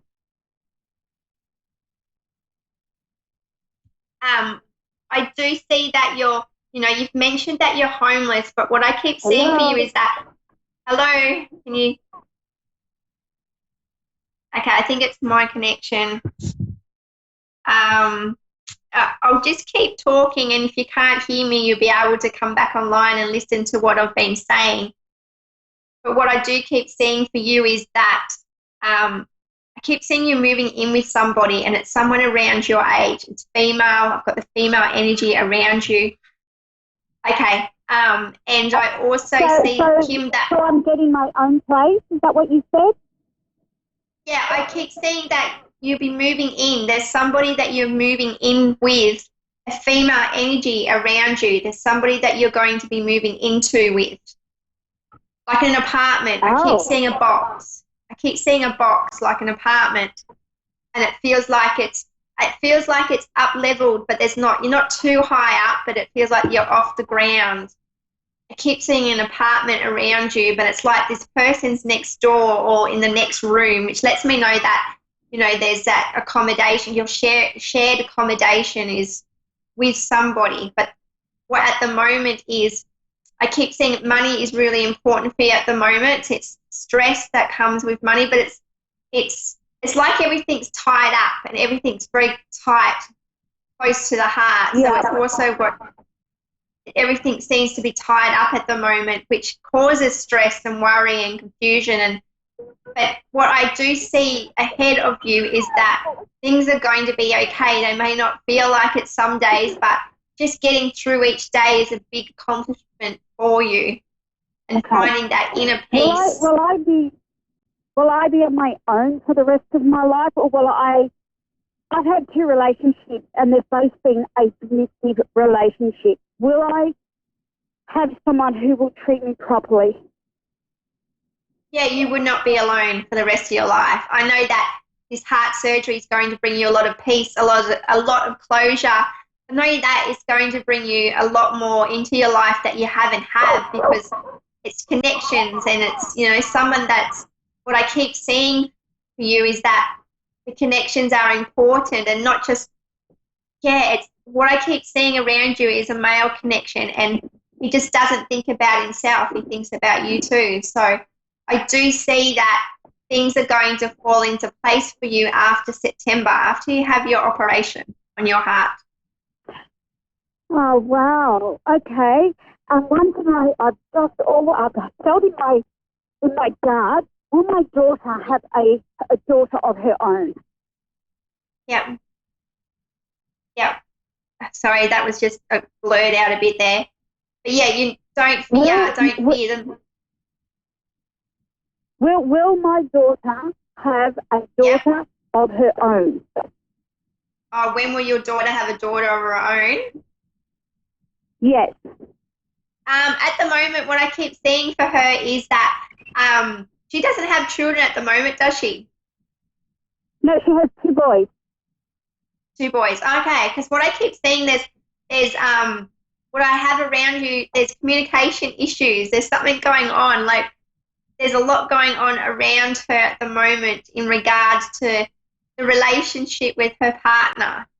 So, but when it comes to, I can't see at the moment. He does not want any more children.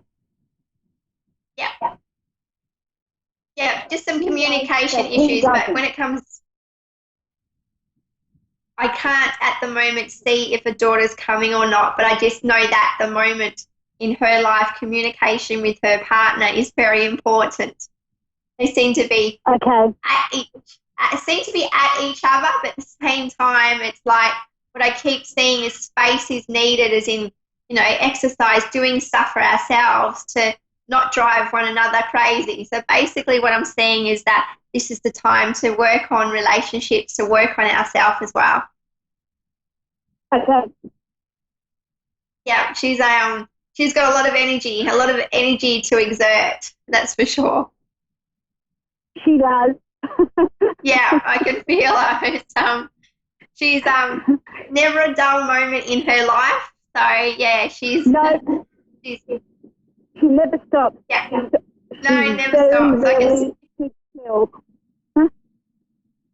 Yeah, so this is the perfect opportunity to do all the things that she hasn't done, but also to reconnect with her partner on a level that, they're at one another. So things are going to be okay. I do see 3 children around her, but when it comes to the actual gender to that child, I cannot see it at the moment. Okay, she always wanted 3 children, but her husband at the moment, because of fear of providing, he's reluctant to have the 3rd one. Yeah, okay. Yeah, she worries a lot. She's got a lot going on in her mind too. So that also, it's yes, there's lots going on with her at the moment, but everything's going to be okay. Okay, nice. And my eldest son, will he marry and have children? At the moment, with her partner? No, sorry. I got confused then. Can you say that question again, please? My eldest son, will he marry and have children? I get yes, but not at the moment. Yeah, I guess that.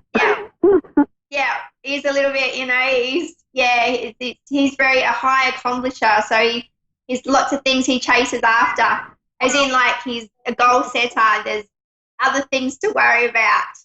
But yeah, definitely not at the moment, but yes, I do see down the track. But yeah, okay. So, yeah. But yeah. And the only other question I have is, will I own my own home? I've never owned my own home. Will I own my own home? Yes, I get 2023. 23 keeps coming up. Oh. So we're in 23 years. Okay, Kim, I have to log off now, but it was lovely to connect with you today. I'd love for you to follow my Facebook page, Gemma Spirit World. I am on the Gold Coast. And okay, thank you. I wish you good luck with your surgery. Everything will be okay. Okay, thank you. Bye. Bye. I'd just like to thank everybody on A1R Psychic Radio that's connected and tuned in and listened to me tonight. I had fun and I love what I do. And with that message, I drew some cards earlier before I logged on. Angels of Fairies keep coming in, and it's all about connecting with our families, connecting with our friends, ring them up, send them a text, send them an email, just really connect, create fun, create laughter, and know that each day is a new day. Each day is a new day, and we are getting closer to the end of this pandemic that, has everyone off the ground. But yes, and inner peace, that was my next card that came through. So the more controlled you are of your emotions, the more peace that you find within yourself, the more happiness it brings. So thank you. I look forward to connecting next week.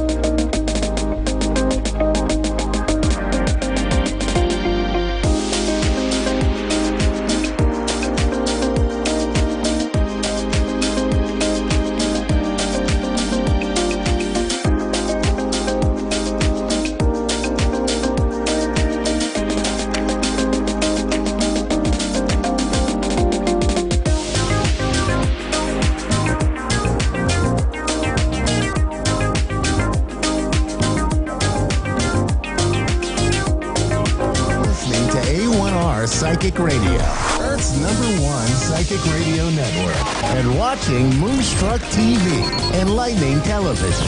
Welcome. Time for Persian Medium I Am Power with Fia Johan.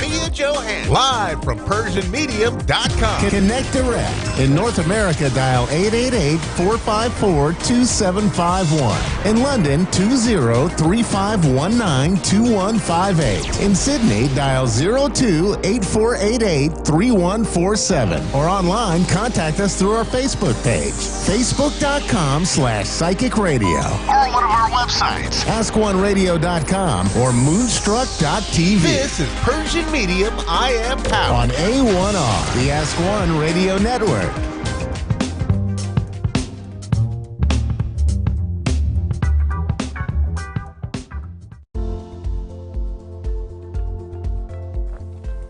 Hello and welcome to Talking About Success. I'm your host, Jack Canfield. You may know me as the #1 success coach in America, co-author of the Chicken Soup for the Soul series, and also the Success Principles, how to get from where you are to where you want to be. And this show is a lot about helping you get from where you are now to where you want to be. We're going to help you do that today.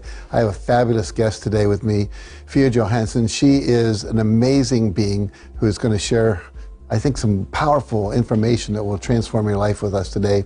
She is an entrepreneur's coach, a coach of entrepreneurs, and also a keynote speaker. And those terms don't even begin to talk about the depth of who you are. So we'll unpack that a little bit. But welcome to the show. Thank you for having me. Thank you for joining me. I really appreciate it. So tell us a bit about that. You know, you're a coach, you're a speaker. Tell us about yourself, some background perhaps, and a little about your work. Just get started. After I got Master of Psychology, I asked myself, now what? Okay, you got Master of Psychology, you're in your practice 8 hours a day, and you're just listening to people who came in and just crying, feel anxious, not happy, not feeling okay, and always connected to themselves about their past, not looking forward for the future. Then how you can change this? Well, nobody teach us in high school and university what means conscious and subconscious. But I learned, and I felt, okay, you do have a Master of Psychology. You did a lot of businesses at the age of 22. So you know how to be or help all the entrepreneurs out there. And most of those amazing problems, they come from finance. Well, how can you help them to achieve faster? And instead, they're walking into your office and talk about, I can't do it, I'm not happy. They just focus on something that they can do it, and they will, and they are going to. And from there, I named myself Subconscious Mind Surgeon. Subconscious Mind Surgeon. How to hijack someone's subconscious mind, how to make him and her happier and healthier and wealthier about herself or himself, and how to make them to become successful. Just to know the secret between conscious and subconscious. So let's unpack that for a minute, if you will. What is the secret to know between the conscious? Well, what's happening in our life, who we are today, is all because of our subconscious. Mm-hmm. So how we attract things to ourselves? Because of our conscious. So if we consciously connecting to positivities, replace negative thought to positive thought. So subconsciously, we are attracting positivities, monies, energies, and people. You was the one that taught me in so many years how we can use our subconscious mind, our brain, to get what we want. Mm-hmm. So you've been my mentor for so many years, Jack. Well, I'm glad to hear that, and I'm glad to have been your mentor. I think in many ways you've gone beyond me and some of your understandings of this work and your ability to assist people with that, but thank you for the compliment. Absolutely. I read all your books, and I was amazed by each of them.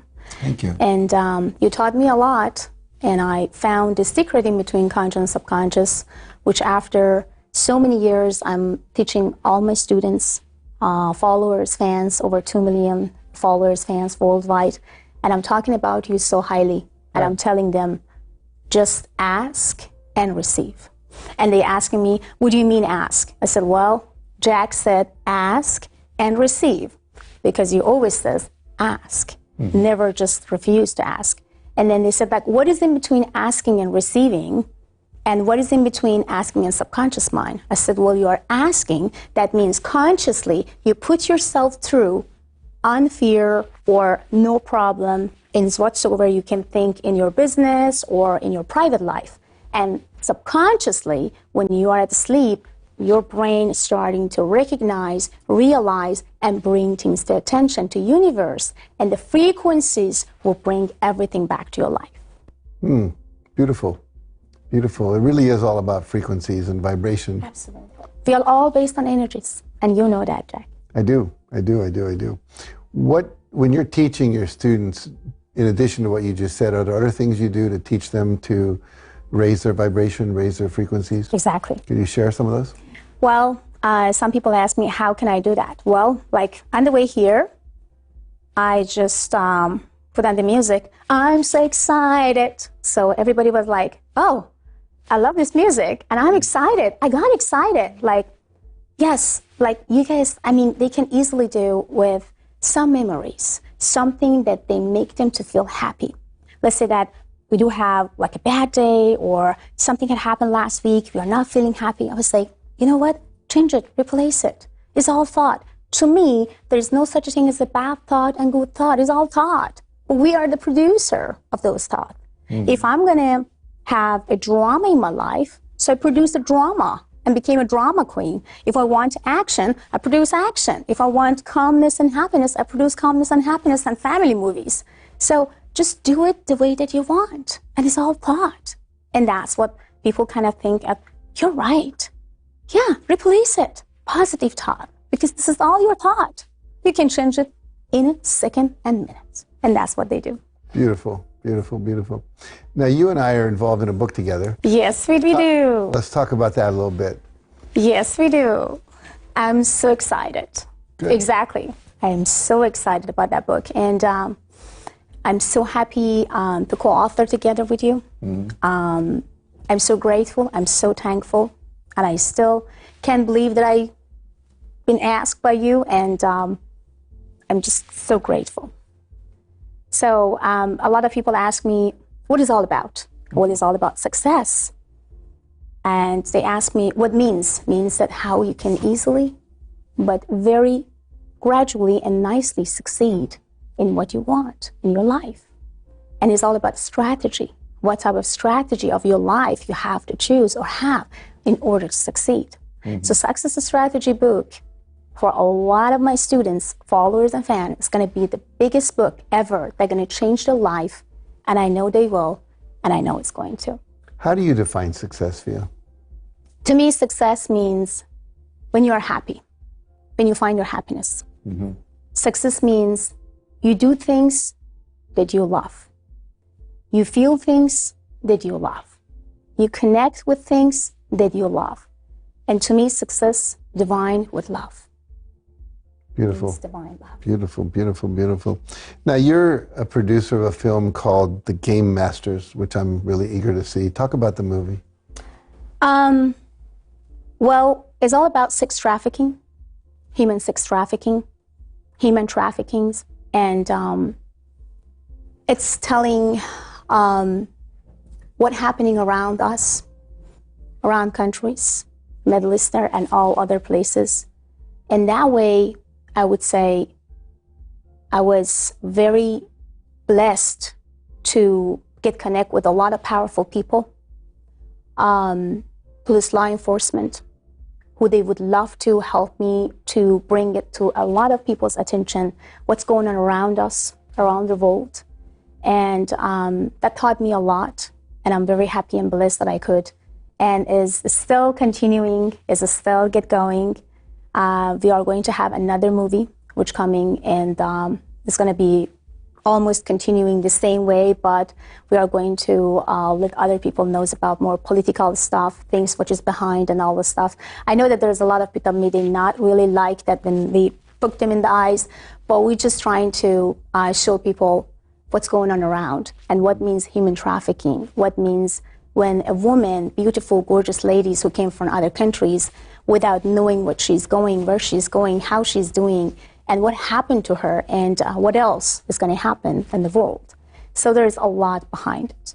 What drew you into that project? Well, as you know, I'm also medium, so basically this is my bonus. So I'm working with law enforcement, police officers, private investigators, and also intelligence services. So I saw a lot with my own eyes. I feel a lot with my own heart. And I felt I need to make a movie. I need to bring it to attention to other people as well. They need to know about it. And this is the truth, the real truths of everything that we have on a daily basis, but we have no idea if it even exists or not. So that made me to feel that take an action, make movies, and let everybody knows about it. So most people out there would say, oh, I see something, I'm going to make a movie. I mean, most people would feel overwhelmed by even committing to doing such a big thing. It's hard. It's not easy. Making a movie is not easy. Being a producer is not easy because you have to connect with a lot of people. And in Hollywood, well, as I always says, there is impossible Hollywood and impossible Hollywood. So you have to get connect with impossible, what to me, because I just choose the name as Impossible Hollywood, everything has to say yes, and they're gonna just go for it, and we are going to shake hands. But it was hard. It was not easy, and having the commitment to a lot of people, let them to commit it with you, make their promises come around, and get things move on. It's just not easy. It wasn't easy. But I believe in one thing: if you want to do something, and if you do have enough belief on what you are doing and the message that you want to send to the world, then universe will help you no matter what. So that's what universe helped me. So I found most amazing actors and actress. I found amazing, basically investors, and I found amazing A-list actress who basically wanted and would love to get in touch and get in tune with it. And I loved the way that they wanted to, kind of get engaged and shaking hand with me and just say, we are here for you. For whatever you are doing, we are here to support you. Beautiful. Is the movie a drama or a documentary, or what's the... It's drama. Drama. Yeah, action drama. Very good. Well, good for you. That's impressive. I have another things that coming out soon. Next movie. Maybe I should just make a movie of your life. That's already been done. Well, we can do another version. Okay. You just said that you birthed again about 2 days ago. I went through a very transformative experience just a week ago, and I feel very different. So maybe we'll make a movie about that. Definitely. For sure. I'm just wondering who you'll cast as me. That'll be interesting. It's going to be, I'm so sure. I'm also working with a lot of charities, and I open my own charities because I believe through knowledge, people can understand themselves better. They can fool each other. They can hate each other. So basically, through knowledge, you can really find through yourself and build yourself up. So that's why I built my Cultivating Knowledge, charity or foundation, which is there's a lot of celebrities already been involved and helped me on that, and I'm very thankful and grateful for that as well. And also, I'm co-authoring book with Jiu-Jitsu master in United States. He was the one who basically brought Jiu-Jitsu to United States, or his family basically found the Jiu-Jitsu. And I have to take you there because you need to definitely train with Riga Machado. So he's trained all celebrities, A-list celebrities in Beverly Hills, and you name it, he's trained. Wow, that's great. And he's an awesome guy, like humble, like nice teddy bear, so kind in so many ways, and I know you're gonna love him. Oh, I look forward to that. That's exciting. So yeah, would love to co-author with him and just tell about his success stories, because it's amazed me. I mean, I cried when he started to tell about himself and telling what he did.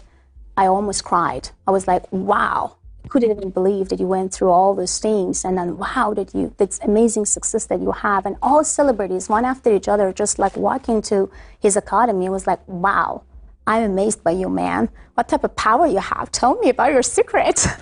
And he always says, well, you know my secret, Fia? Subconscious mind, huh?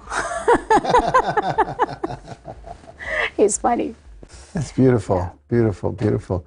There are so many stories that need to be told. So many people walking the planet who have these inspirational lives, and the people need more of that. I think we need a few less Transformer movies and a few more stories like that to really talk about true transformation. Exactly. Exactly. Exactly. Exactly. Coming. Yeah, good for you. It's coming. It's coming. So, is there if you had like one main message for everyone out there, like, what would you say to them? What do you want to impart to people? Well, there's two messages out there, basically. One of my most important message to you guys who basically wants to open a new businesses, became an entrepreneur and not knowing what to do. So find a good investors, find a good productive group of people. And number 3, just get into the market and nail it. And my second message, you already have a company and you are already successful, but you are tired and you don't know where to go and what to do because you just feel bored and you want to make more money, but not more money coming. Well, my advice is hire the coach and mentor, me and Jack. We know how to do to make you to feel fun, happy, and connected to yourself again. Because there's a lot of successful people already. You guys make money, they make money. They do not have any problem of making money.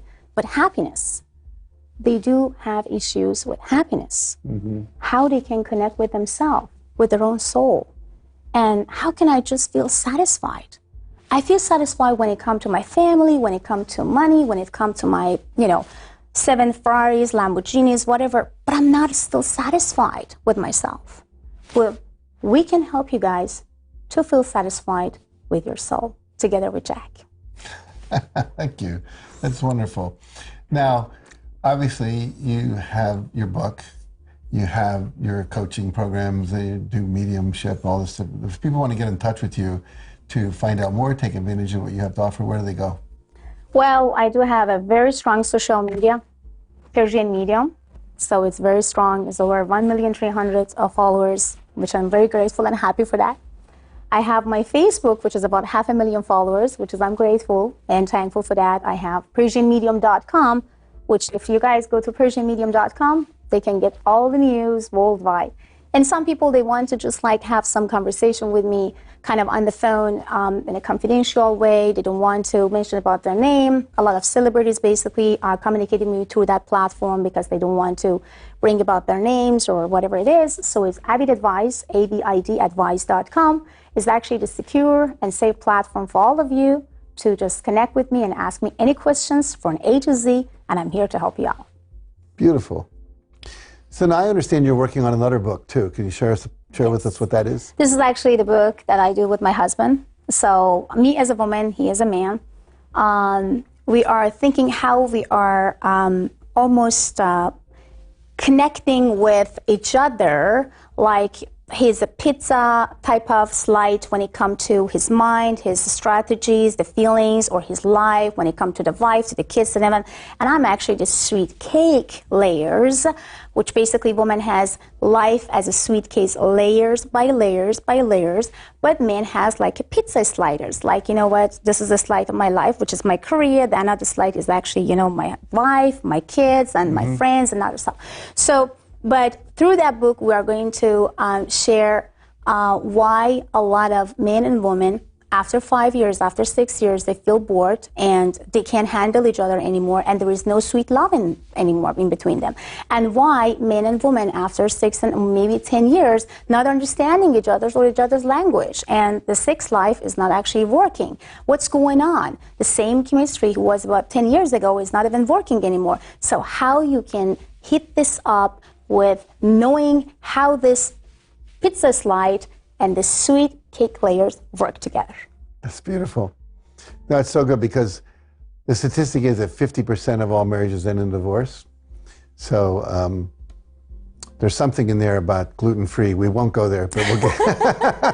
I love that. We'll Actually, that's fantastic. I love it. But I think it's going to be such a contribution to so many people. Absolutely. So I'm really happy you're doing that. Oh, thank you. What's your husband's name? Let's give him a. Rick. Rick. Yeah, All right, Mr. Rick. So Rick is an amazing entrepreneur, fantastic dad, and amazing husband. And I mean it. I'm a busy woman, 24 hours and 7 days, working with a million projects, but he is also doing the same things, but he's always there for our kids. We have three boys, 1 and 2.5, 5.5, and 7.5, as I remember. So, and they love him so much. And I'm so happy and lucky to have him as a husband, because without him, I wouldn't really become a successful person today. Because when you have everything cozy and happy at home, kids is happy and they're connected to themselves, then make you to feel powerful to continue, encourage you to try to bring, money, love, passion, whatever they want in their life.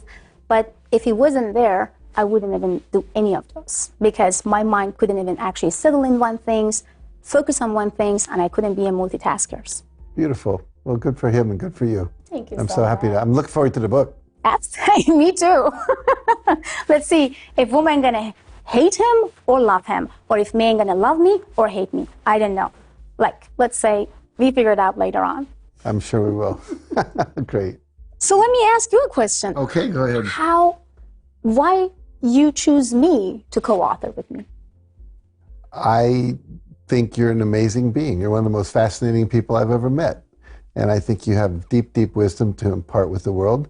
And I want that wisdom out there. So anything I can do to support that and getting your message out, your energy out, having people realize you're a resource that's valuable, I would do that in a minute. And by the way, I am also invited for 2 shows, like a reality shows, which is on the production already. Hopefully coming next year. And I would love to have you in one of my shows. I would love to. I can't wait. My pleasure. I can't wait. I can't wait either. It's exciting. It's super exciting. Well, I just see you at the top of a cliff, just diving off into the space and doing amazing things. Yeah, exactly. Well, always my husband says, when someone says no to you, you get more challenge. I says, of course. Then never say no to me. So it's that's exactly what I say no to you, because I know exactly how to challenge you. So no to me is all challenge. And challenge to me is happiness, love, and prosperity. And I think challenge means that change the directions, feel happy again, and find your niche. Just every each of us has some talent, but not every each of us knows exactly how to use this talent. And just tap into the abilities that you have, that I always tell you guys. And I read all your books, and that's exactly what you says all the time. Find the real purpose of your life, and when you find the real purpose, then you know how to live. And that's exactly what I did. I found my purpose. My purpose is all about helping others, as you do. Very true. Very true. Very true. Yeah. My purpose has always been inspiring and empowering people to live their highest vision. Exactly. The highest power, the divine energies, the divine love. And everything actually is possible with divine love. Everything. Everything. I think we'll end with that. That's a good statement. Thank you so much. You're very welcome. All right. So you heard it here. And it's all available to you. And you deserve it. And so there are many places to go to receive that. But this woman here is one of the great supporters of your evolution. And so it's think about this as we end this show, that so many times opportunities come in front of you to actually give you the very thing you're looking for. And sometimes we pass it up. So don't do that this time. Take advantage of what she has to offer you. So thanks for joining us. Remember, everything's possible with divine love. You are divine love. And we're all here together to serve each other. And so I hope tonight or today, whenever you're watching this, that you've been served by us. So thank you for joining us, and we'll see you next week on Talking About Success.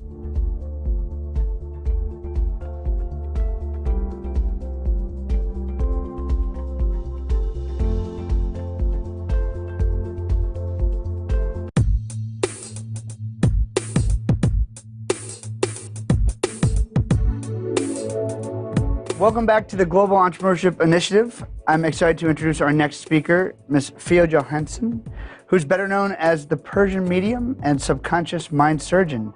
She's a multi-talented motivational speaker, clinical hypnotherapist, and celebrity psychic medium. An author who works closely with law enforcement to help locate missing people and solve difficult criminal cases with detectives and as well as private investigators. Throughout her career, she's helped thousands of people identify personal roadblocks to help them truly believe in their own path to success, whatever that dream may be. Her greatest passion in life is helping others achieve their ultimate dreams and desires, teaching people to believe that truly anything is possible. Please help me welcome to the stage Ms. Fia Johansson. Welcome back. Did you know that police departments across the country and even the CIA sometimes turn to psychics to help them solve cases? Victims' families looking for answers also turn to mediums for closure. Fiona Johansson is an author as well as a licensed psychologist and hypnotist. Welcome back. Our next guest is a celebrity medium, a clinical hypnotherapist, a holistic healer, and holds a master's in psychology. Fia Johansson is known as the Persian medium, and she's even worked with intelligence agencies and law enforcement to find answers in cases. She also wants all of us to discover our best selves. Fia, good morning. Hey everybody, welcome back. I'm Jack Canfield, your host for Hollywood Live. My next guest, Fia Johansson, is an amazing person. She is speaks 5 languages, which I find very impressive. She's emigrated to several countries, has a psychology degree from the University of Stockholm in Sweden. She is a hypnotherapist, clinical hypnotherapist and healer, and God knows probably other things I don't even know about. Hi, welcome back to Times Square today. I am your host, Greg Roulette, and I am very excited for our next guest because she is known as the Persian medium, the subconscious mind surgeon. She's a motivational speaker, clinical hypnotherapist, and celebrity psychic medium. This is going to be a fascinating conversation with my good friend, Fia Johansson. For centuries, it's believed that mediums have been able to mediate communication between spirits of the dead and living human beings. People usually recruit mediums to help them get in contact with family members or friends who have passed on. But celebrity psychic Fiona Johansson is also using her abilities to help law enforcement solve cold cases and help exonerate and free innocent inmates. And Fiona is joining us now. Fiona, welcome to the show. Thank you for having me. How are you doing today?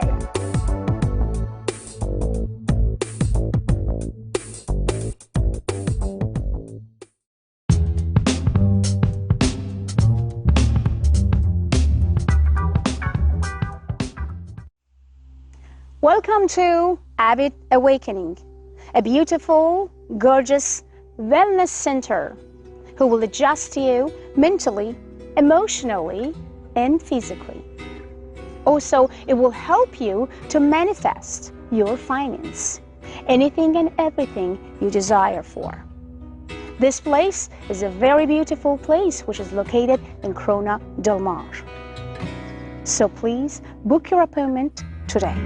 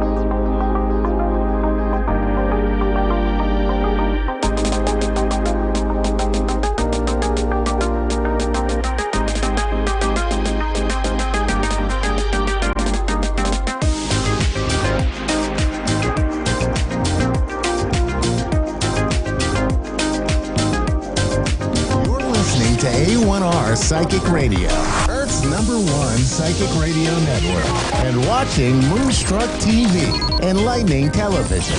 Welcome. And now, Australia's Psychic Cowgirl with Tanya Reeves. Live from AustraliaPsychicCowgirl.com. Connect direct. In North America, dial 888-454-2751. In London, 20-3519-2158. In Sydney, dial 02-8488-3147.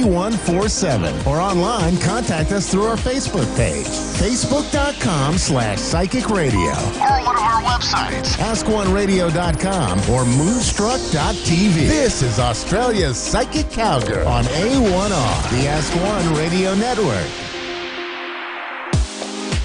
G'day, Tanya Reeves, Australia's Psychic Cowgirl, coming at you from Sunday Creek. I'm at home this week, and yeah, the internet's been a bit of a nightmare. It seems it's meant to be steady at my end, but I think there's so many of us on it. It kind of struggles with connection. So I hope that I'm coming through loud and clear, and you get to listen to me today. So thank you for tuning in. Another week's gone by. I can't believe how fast the week's travelled. Today I have to shout out to my daughter, who is, it's her 18th birthday today. So I'm pretty excited about that. And we're doing Isolation Challenge 18th birthday. So I've got family and friends that have sent videos through, and I'm putting them all together to make a great keepsake for her. And we will be having a get-together tomorrow night, we've decided. So there's 5 of us. So rather than having a big 18th, she'll be enjoying it with the family. But we're really making the most of it. And, we've got balloons, and we went to the shops yesterday and got bits and pieces so that we could make it seem like fun and make the most of it, because, and I imagine there's many of you that are going through the same. So, yeah, it's just what we do in isolation here. So, yeah, make the most of it. So she's excited anyway that unfortunately she couldn't get a license because all of our licensing places have shut down now as well. So we don't know when that'll happen. But no doubt, before long things will be back to some kind of normality, and we'll be back on the road. So I hope you've all been making the most of this time where we've had to be able to really tune into our own inner guidance and, just making the most of time out and allowing what needs to come in and help us during this time. And I know for some people it's not an easy time. As humans, the interaction is what keeps us, sane. Like, we're not ideally meant to be, isolated on our own. And I do feel for those that are living on their own that maybe don't have that interaction. I do feel it's a great thing for us in the country. A lot of people are visiting and utilising our local shops a lot more rather than going out of our area. So I think for the local businesses, as much as they've had to put a lot in place with the rules and the 1.5 metre distancing, they've all done a great job, and it really has enabled a lot of people to connect, with the local shops that maybe might have otherwise gone out of the area. So that's a little benefit that I've noticed just here in my small local community, that people are starting to, utilise the smaller shops that maybe they've otherwise not, utilised in the past. So that's been a really good thing.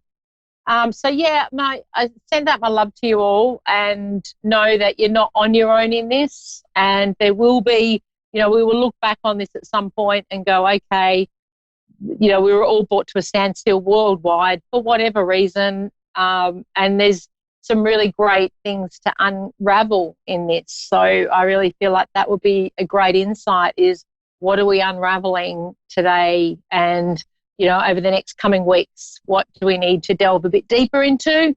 And, what are we going to learn? I see a lot of people learning things like a new language, art, dancing, singing. It's so cool, really. So utilise the time, and, if you are in isolation, connect with people over the phone or the internet or whatever it may be, and don't allow yourself to be on your own if you're not feeling that way. Reach out, because we're all here. You can reach out to any of us. So thanks for connecting. I'm going to go on to my first caller. Deanne in Paynesville, Minnesota. Deanne, how are you? Hello, I'm fine, and how are you? Really good, thank you. Okay, let me see. Where am I going to start with, Deanne? Wow. I want to say there's opportunities around you at the moment, and I feel like I've got a mother figure coming through in spirit. Can I ask, is your mum passed? My mom? Yeah. My mom has not passed. My grandmother, who raised me, has recently passed. Okay. All right, cool. It's getting a little bit of, it's almost like there's a real motherly aspect to her, and that makes sense. I want to acknowledge she's strongly around you, but I feel like I'm telling you what you already know. So it's like she's having a giggle, going, she already knows. And you acknowledge her. So when they come through like that, it's like you talk to her and she knows that you're aware of her being around, which is beautiful. You're quite psychic, and do you do spiritual work at the moment? Not at the moment. No, I've had a rough couple of years, and I felt quite detached from spirit. Okay. Although Right, I'm starting to find my feet again. Yeah, because it's like part of you 2020 is about reconnecting to spirit again and following the guidance. And I feel like I want to say the guidance is there.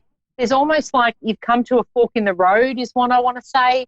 And we've got a choice to make between two options. So I feel like I want to say to you, it's time to follow your heart and not necessarily what either people expect of you or doing what you think is what they term like the right thing. It's more about tuning into what is the deep and meaningful thing for you. Okay. Okay, so it's like, I guess, now, go ahead. Now is the time for you to consolidate and really, it's like Spirit's showing me, almost showing me a question mark, like as in I need to dig a bit deeper as to what that is. What is my big picture here? And I want to go a bit deeper than maybe what you currently are. Yes. There's something, there's a situation not serving you at the moment. Can I just confirm that? Because it's like there's something around you that's it's not congruent with how you're feeling at the moment. And I feel like this is part of the decision around you right at this point in time. Yes. Okay. Yeah. That makes perfect so sense. It's like, yes. Please follow your heart on that. Don't be influenced by how you feel things need to roll. It's about following your inner guidance. And I do feel like you've been brought to this decision to help you reconnect to spirit and to trust that what you're feeling is correct. So it's like, I feel like there's something around you. You haven't been shown everything yet. So there's some things that you've had a gut feeling on or you thought something isn't right. And I want to say to you that will come out in the open in time. So I don't know whether you're questioning things at the moment because you're not feeling that something's been or someone hasn't been as upfront as they need to be with you. But it's like, don't worry about that. Your intuition is right and you will be shown the truth. Okay. Okay? So trust that. Of course. And, Thank you. Yeah, and I do want to say with that is once you've made this decision, and I feel like I'm stepping away from this situation, I'm stepping up, and as scary as that is, you're going to be given so many signs and opportunities to move forward easily. It will not be as hard as what you're thinking. So it's like your grandmother's coming through like she's got your back, and it's time to do this. You've been thinking about it for a while.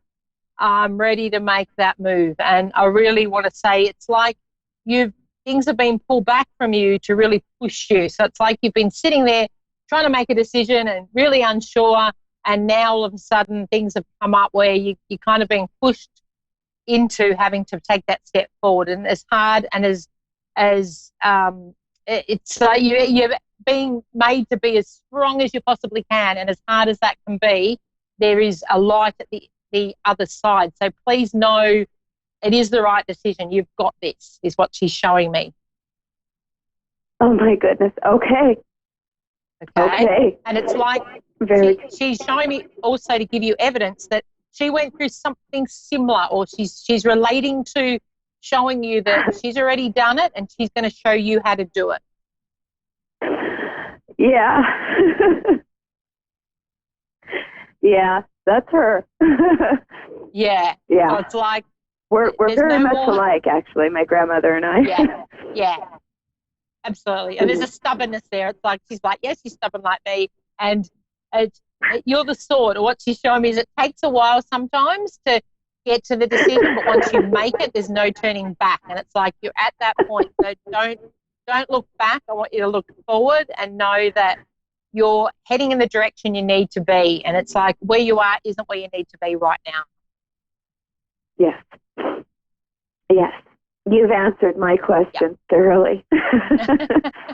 Oh, good. Thank you. Your grandmother is amazing. She's making it so easy. It's like, tell her this, tell her that. So she was amazing in life. It's no surprise she's amazing. Go ahead. Oh, beautiful. She thinks so highly of you. It's like, you are her daughter in her eyes, and it's like she's always there to guide you, and she knows that things have been hard, and there's always when we go through things, that connection to spirit can often get kind of just put aside while we have to deal with our human existence, but she's always there, and she acknowledges what you've been through, and to know that she'll guide you from here, so don't feel you're on your own. Okay. Okay? It's like you've got this. And she's also shown me you're very strong like her. So as much as things get hard, know that you have her fighting spirit and her, I've got this. It's like, yep, we can do this. She's very strong. Yeah. Thank you. My pleasure. And she really wants you to know that, because you're very special to her. And it's like she really wants to join in the ride, I want to say, moving forward with the direction that you're going in. She wants to enjoy it as well. So it's like, come on, let's get going. It's like I feel like I'm Thelma and Louise. I'm going to jump in the car and not go over the cliff, but I'm free. I can't believe you said Thelma and Louise. That was a movie we enjoyed together quite a bit. Yeah. Beautiful. Oh, I love that. I love it when they bring through things like that. So it's like, it's like Thelma and Louise, and I'm like, but you're not going over, you're not going over the edge. But yeah, so it's like very relevant. So there's a sense of freedom with you moving forward, and you're really going to connect in with that feeling free, and just being able to do what you want to do is really going to be very paramount for you. Okay. Okay. All right. So you've got this. So don't doubt.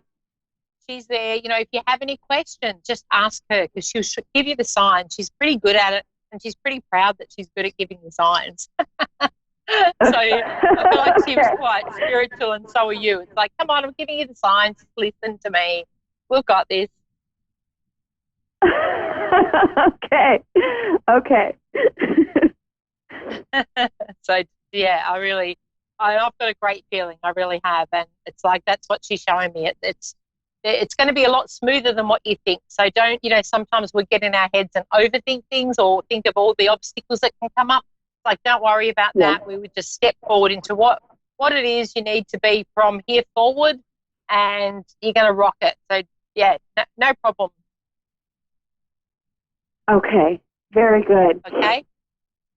All My right. pleasure. Thank you so much for ringing in, and I'm glad I was able to answer all your query. I'm glad that your grandmother came in to give me that info. So that's so awesome. Thank you. Oh, it's amazing. Thank you very much. My pleasure. My pleasure. Thank you. Thank you for connecting with us tonight, I should say, over there. Thanks, Deanne. I'm going to go on to my next caller. Thank you for calling in. I appreciate it. All right. I've got Ashley in Lafayette in Louisiana. Ashley, how are we? I'm okay. How are you? Really good, thank you. Is there anything you specifically wanted me to cover today, or just generally tune in? If you had any messages from my family members that have passed. Yeah. First thing I want to say, like when I first was reading out your name, I got the number 5 really strong. It's like 5's relevant to something. And it just kind of flashed up. So I'm not exactly sure how they're showing me where that fits. Now, with your family members, so we've got, let's see, we've got a lady and a gentleman together, and I feel like I want to go to grandparents with that. It's like they're both in spirit, and they're showing me something around they didn't pass that far away from each other. So almost feel like one of them passed first, and then it wasn't that long before the second one passed. Does that make sense? Not exactly. Okay.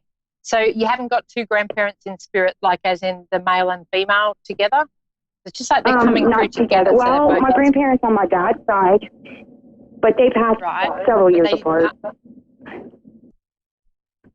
And so they didn't pass close together, though? Yeah. Okay. All right. So did you not know them? Is that why there was hesitation there, or what? We weren't very close. My dad's family. Okay. Well, it's like they're stepping through first, so that's interesting. There's something around. What's going on with your dad at the moment? Dad's still here, yeah? No, he's not. Okay, so Dad's passed. So what's happening? It's like they're coming through for some reason. All right. Has Dad been passed for not that long? I'm just questioning around what they're bringing through. It's been a long time. I was young. It's been a while since Dad passed? Yeah, I was 7. I'm in my 30s now. Okay. All right. So that was a long way away. Oh, okay. What are they showing me around Dad? Oh, okay. All right. So Dad passed suddenly. There's something around I want to say with Dad. Almost like Dad's there, but he's not stepping forward, but they're stepping forward almost like in representation of him. I want to say with Dad, there's something around he wants to bring forward. He's sorry about something, or there's a bit of an apology. And often this can be the fact that he did pass when you were young and didn't get to enjoy you growing up. But I do feel like there's something around his passing or just prior to his passing and a sense of feeling sorry, presenting to you saying, I'm sorry. Does that resonate? He committed suicide. Okay. So that's what. All right. So it's like he's not. Okay, that makes sense. There's an acknowledgement around that. So it's like I am sorry, and it's almost like an acknowledgement of I did the best I could, but it is, there's a lot of guilt around that even still, like it's been so many years ago, I know, but there's almost, with the message coming through, it's like you wish he could have stood up for you more. So it's like throughout your life there have been some testing times or times when you really could have done with, and I know we all need a dad, but it's like you've had some things that have happened in your life where he wished he could have physically been here to step up for you, I want to say. Yes, ma'am. Yeah. So it's like he's acknowledging that, saying, I'm sorry. But he does want you to remember the good times. So it's like he's showing me there's flashbacks to fun times. I do feel a little bit like they may have been few and far between, but he's sort of bringing that through the memory. And there's something around you two giggling and laughing at something. Did you used to watch a show together when you were younger? Do you remember? Yeah. Yeah, because it's like he's bringing that memory through. And it's like, remember those times more so than the not so great times, I want to say. Now, there's also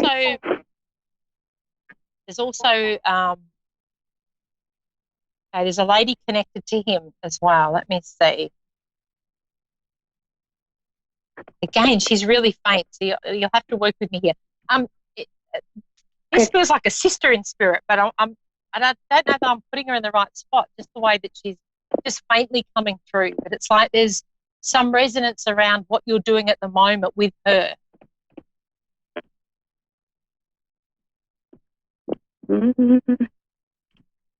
I don't know. He didn't have brothers or sisters that have passed, only his mom and dad that I'm aware of. Yeah. Okay. What about you? So you don't have a sister in spirit. Who's it? It's like it's a female that you had fun with that passed younger. I'm an only child. Okay. All right. Is there someone that grew up with you that was kind of like, I feel like you two had a connection, and it's like she passed younger, and I do feel a bit like I passed with cancer, or I wasn't well and I passed, but it's like the message that she's bringing in, and sometimes it's hard to necessarily pinpoint who this person is, because I feel like she's not going to give me enough to pinpoint it with the short time frame I have here. But she's acknowledging around something you're making a decision on at the moment. So I feel like I want to go to, is it your career that there's a change that you're about to kind of contemplate? I'm attempting, or have been for the last couple months, to kind of start my own business. Yeah. It's like you're getting pushed towards to do something different. So it's like she's showing me you've been doing the same thing for a while, and it's a little bit like it doesn't hold the same excitement that it once did. So it's like there's more out there for you. But with her coming through, it's like she's showing me that there's another side to you that you almost haven't quite stepped into yet. And this is around showing people the way. So it's like you're helping others, and it's like that's there's the aspect of that is your sole purpose. Like I step up and I put myself out and help others, but it's like that's your sole purpose as well, but not in the direction that you have been in, if that makes sense. Because I feel like you have been helping others, but it's different. Yes. Okay.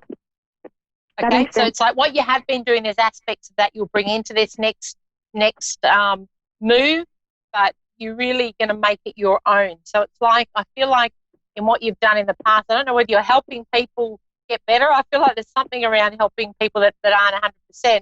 And it's like you're going to put your own spin on this, and you've been pushed.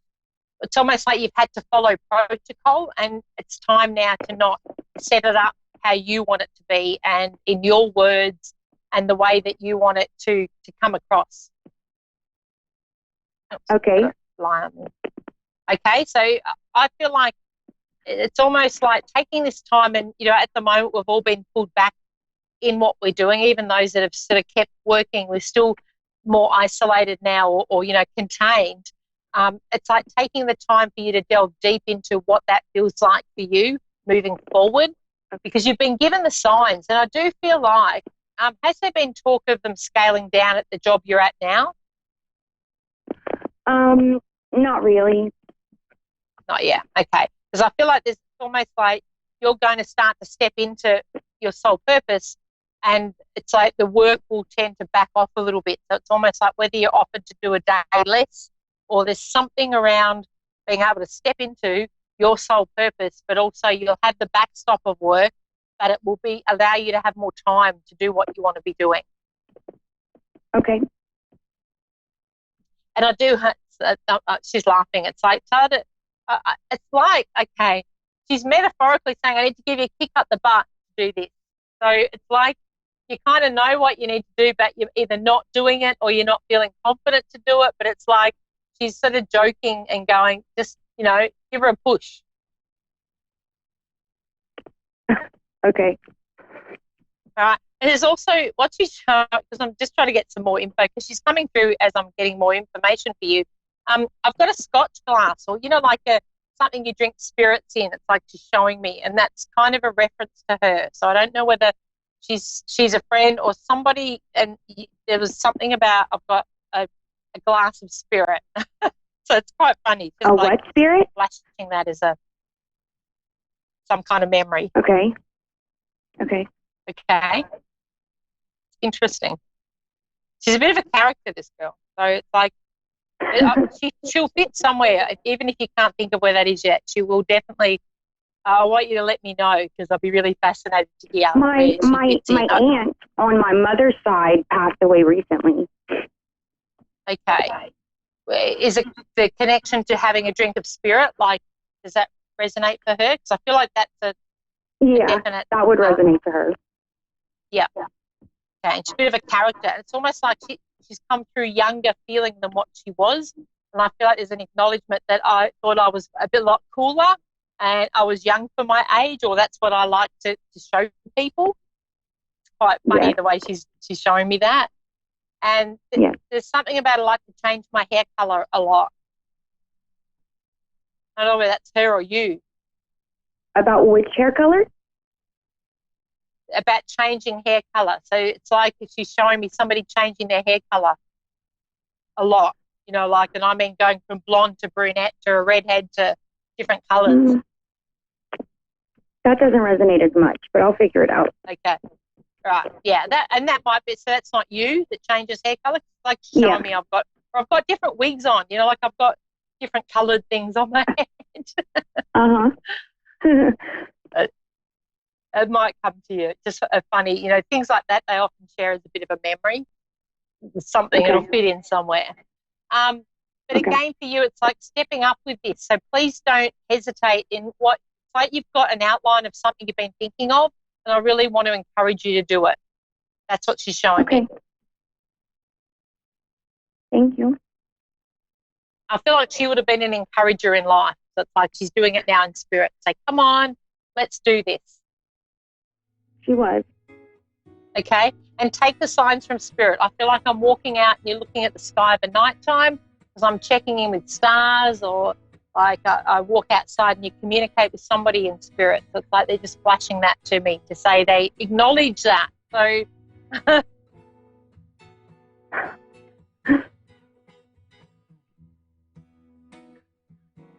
there's something around a shooting star too, I want to say. All right, I'm running out of time. Thank you so much for calling up. And thank you. I'd better sign off, so thank you so much. Thank you so much. Have a good night. My pleasure, Ashley. Thank you. Take care. Tanya Reeves, Australia Psychic Cowgirl, signing off from Sunday Creek, Victoria, Australia. Thank you. Woohoo!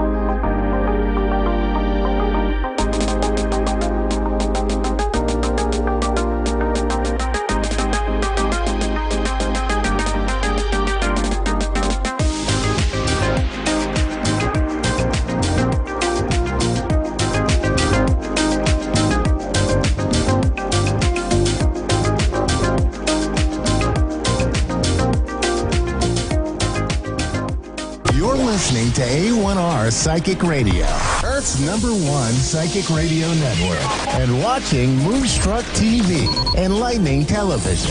Welcome. And now, Reverend Elliot's Magical Window with Reverend Elliot.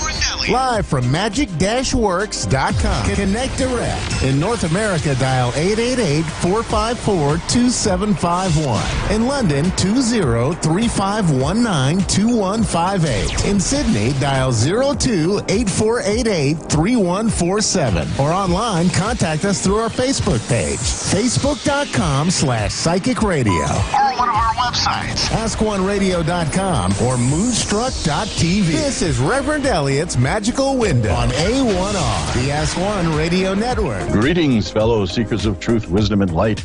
This is your old buddy, your friendly neighborhood esoteric practitioner, Reverend Elliot, coming to you live from the city of New York, where we get together every Wednesday at 11 Eastern, 10 Central, 9 Mountain, and 8 Pacific. I did it again. I did that last week, too. I said mountain. It's like I've run out of tea. You know, I've been drinking a lot of tea lately, and I've run out of tea. 9 Mountain.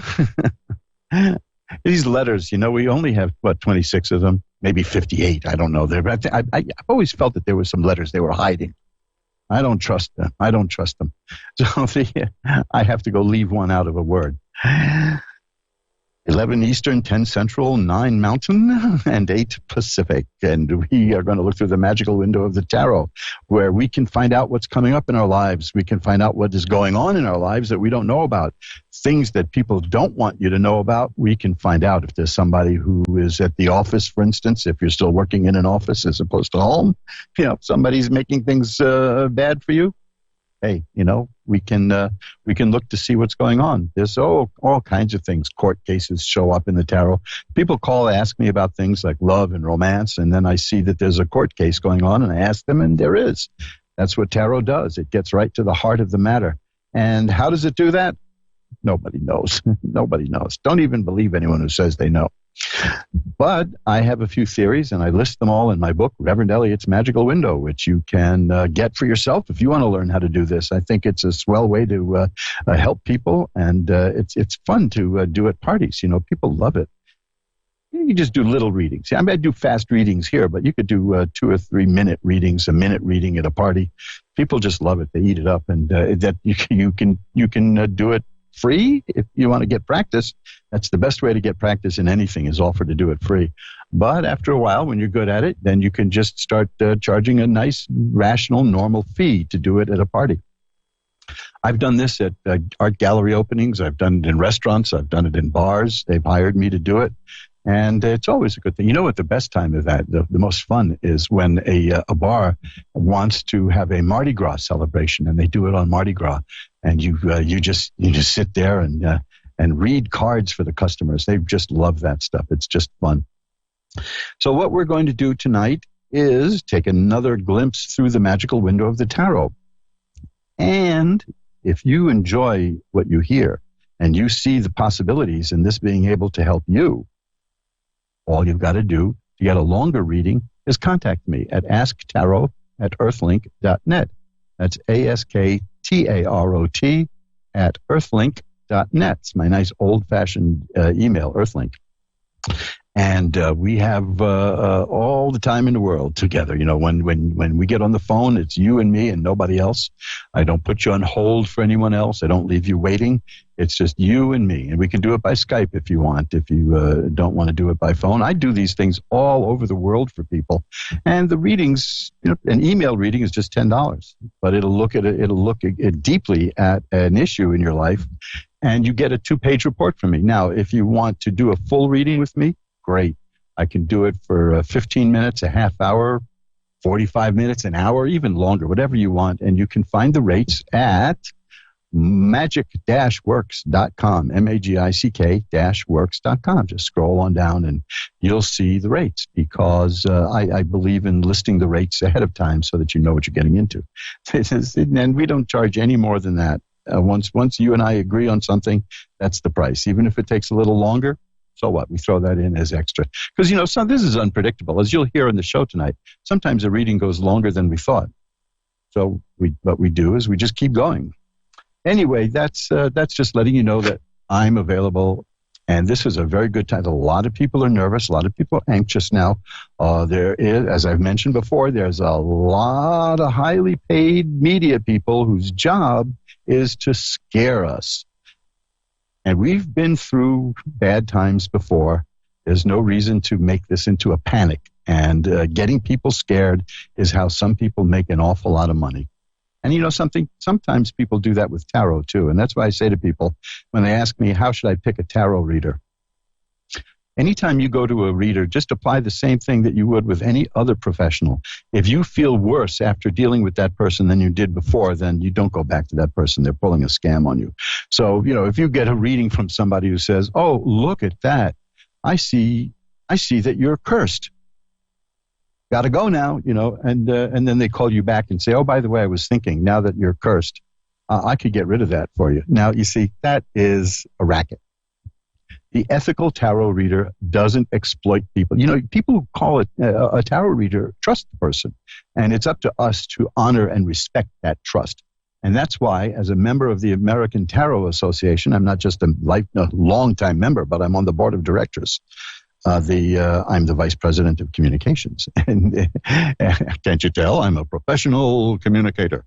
But if you want to go to my website at magic-works.com. And when you scroll down and you look for the rates for a personal tarot reading between you and me, you'll also find a link to the American Tarot Association Code of Ethics.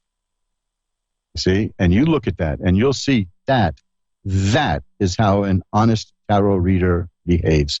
And if we find out that a member of the ATA is violating those rules, that's it. They're out.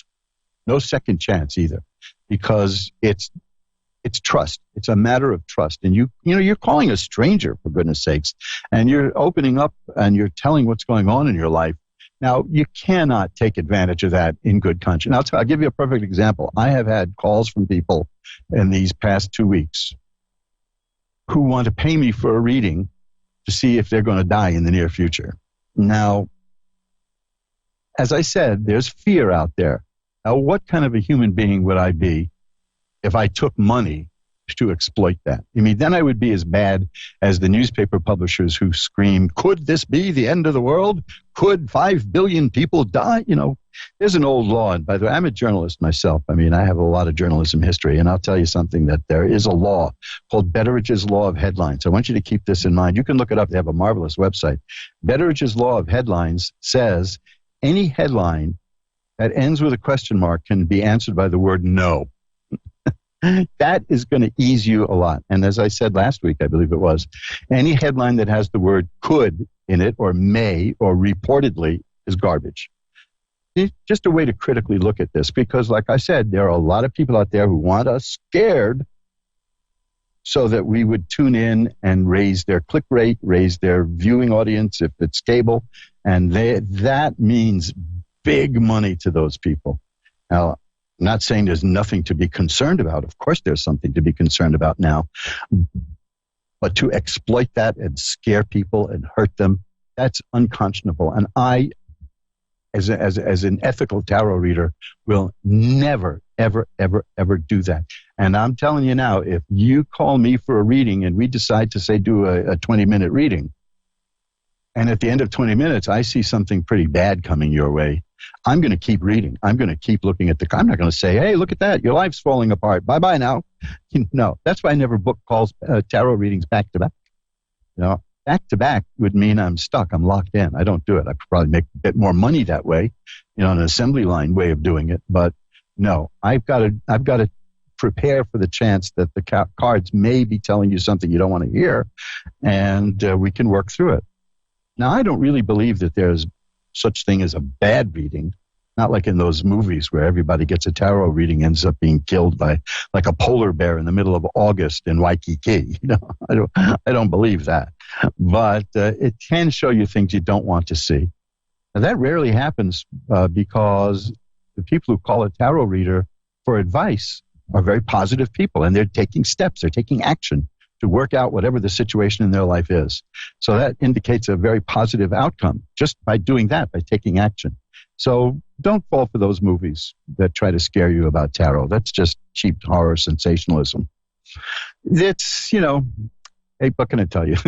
You'll know. This is fun to do. I wouldn't have been doing this for 30 years if I didn't enjoy doing it and meeting people and helping people clarify them. And as an adjunct to that, I do magical ritual work so that if something comes your way in your cards that you're not too thrilled about, I can show you how to do some ritual work to get around that. Enough about that. You're going to hear what I do. No point in me telling you what I do. Why don't I just do it?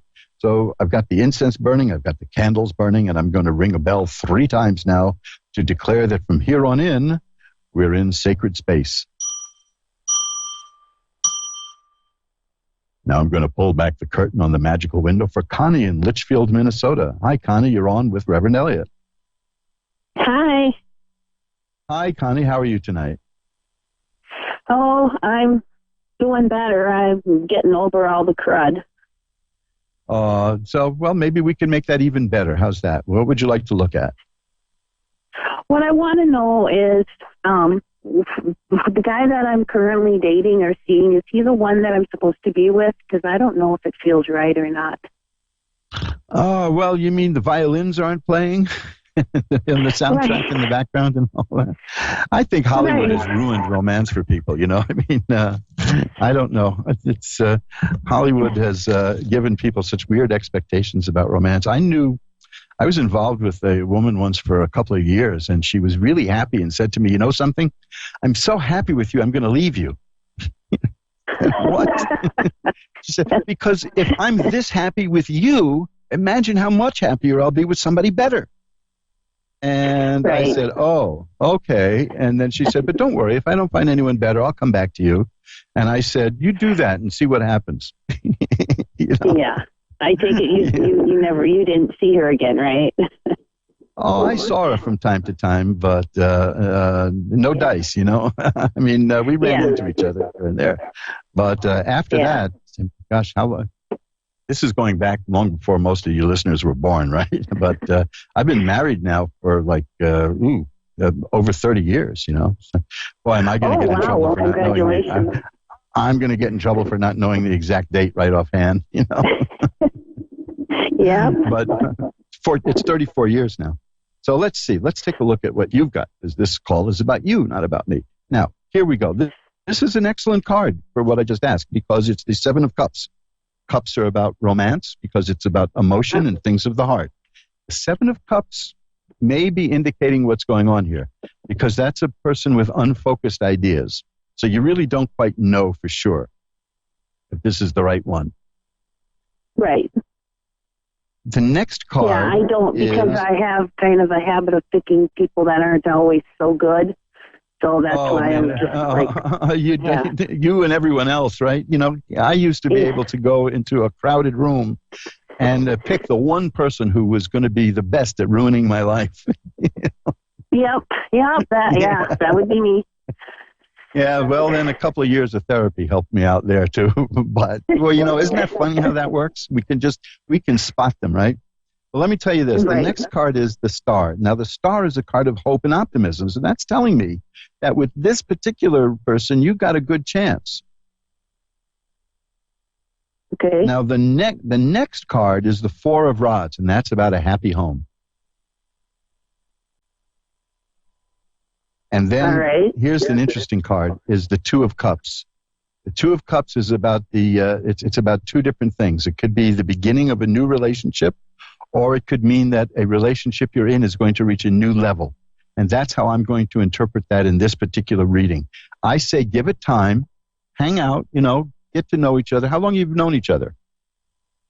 Only a couple months, 2 months maybe.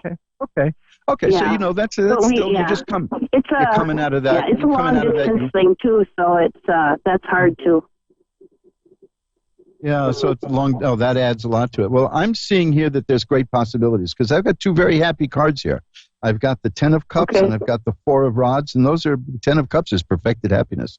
Now, out of 5 cards here, 3 of them are cup cards, so that's telling me that the cards really are responding to your question, because it was about emotions and romance and love. There's a possibility, very strong possibility, that you are going to reach a new level with this person and reach a lot of happiness.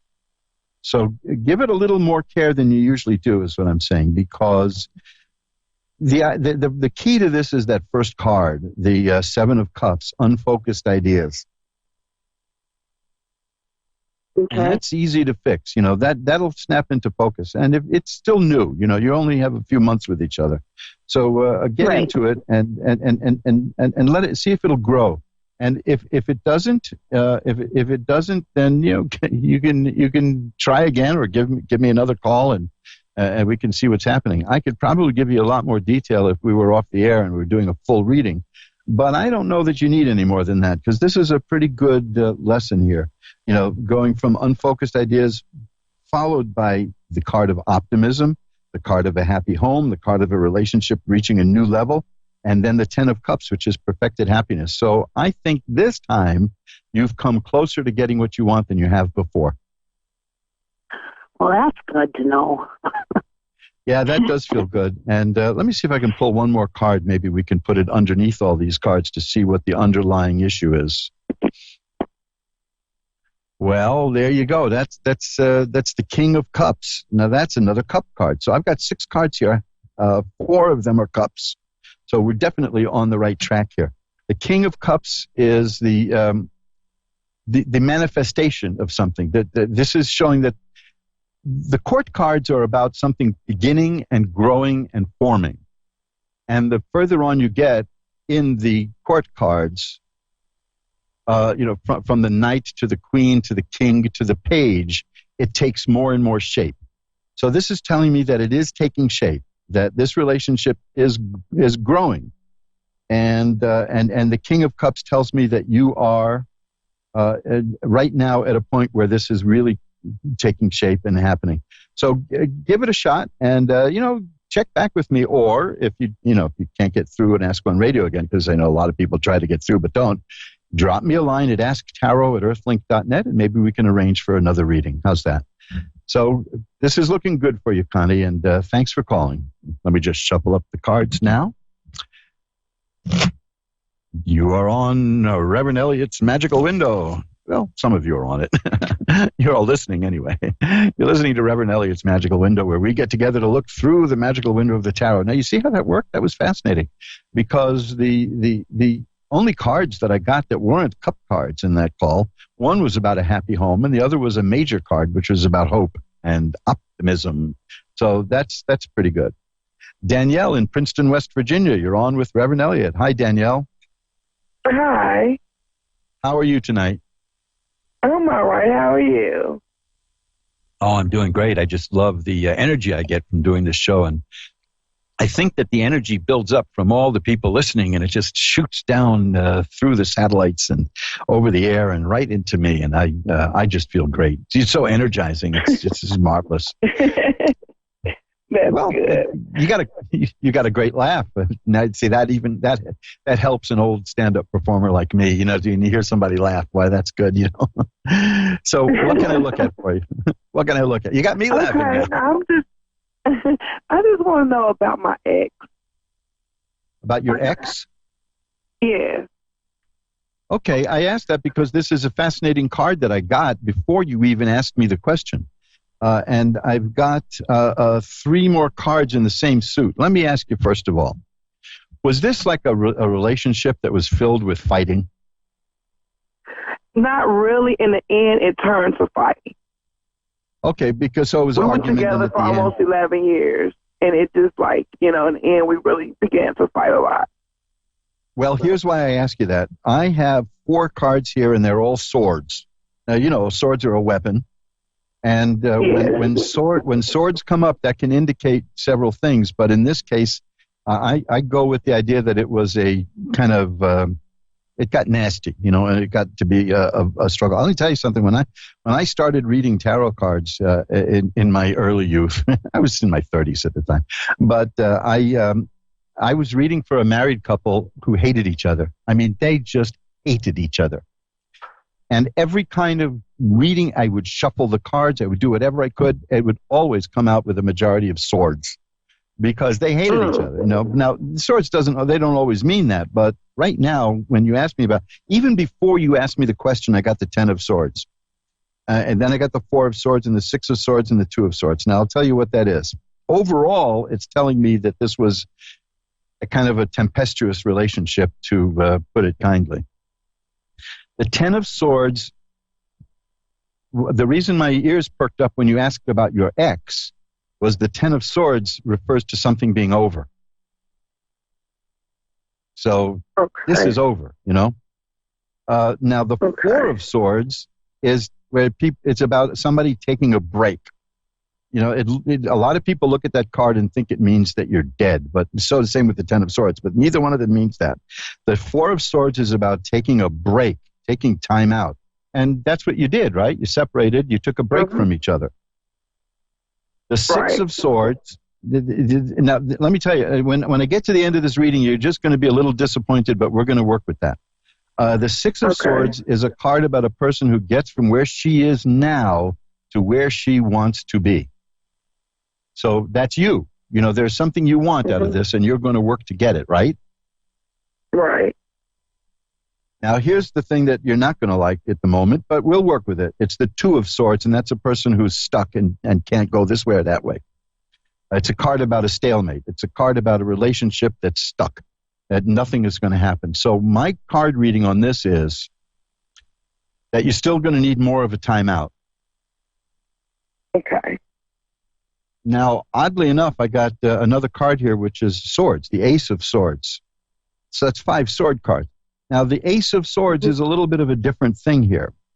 That's telling me the Ace of Swords means seeing things in a new way of thinking, because swords are also about mental activity. Right. And in this sense, it's telling me that there's a possibility that you and your ex's attitudes may change. I'm not counting it out. And I can't count it out because of that 6 of Swords cards, which shows me that you're the kind of person who can try to get what she wants. So keep in mind, this is just fascinating that all 5 cards are swords. It's funny because we fussed and we fought for a long time after the breakup. Now we're able to actually talk. We're like, we don't argue no more. We get along a whole lot better. Like, our attitudes towards each other has actually changed. Well, there you go. That's the Ace of Swords. There's a new way of seeing things. Now, while you were talking, as a good tarot reader does, I pulled another card, and I got another ace. Now, aces are beginnings.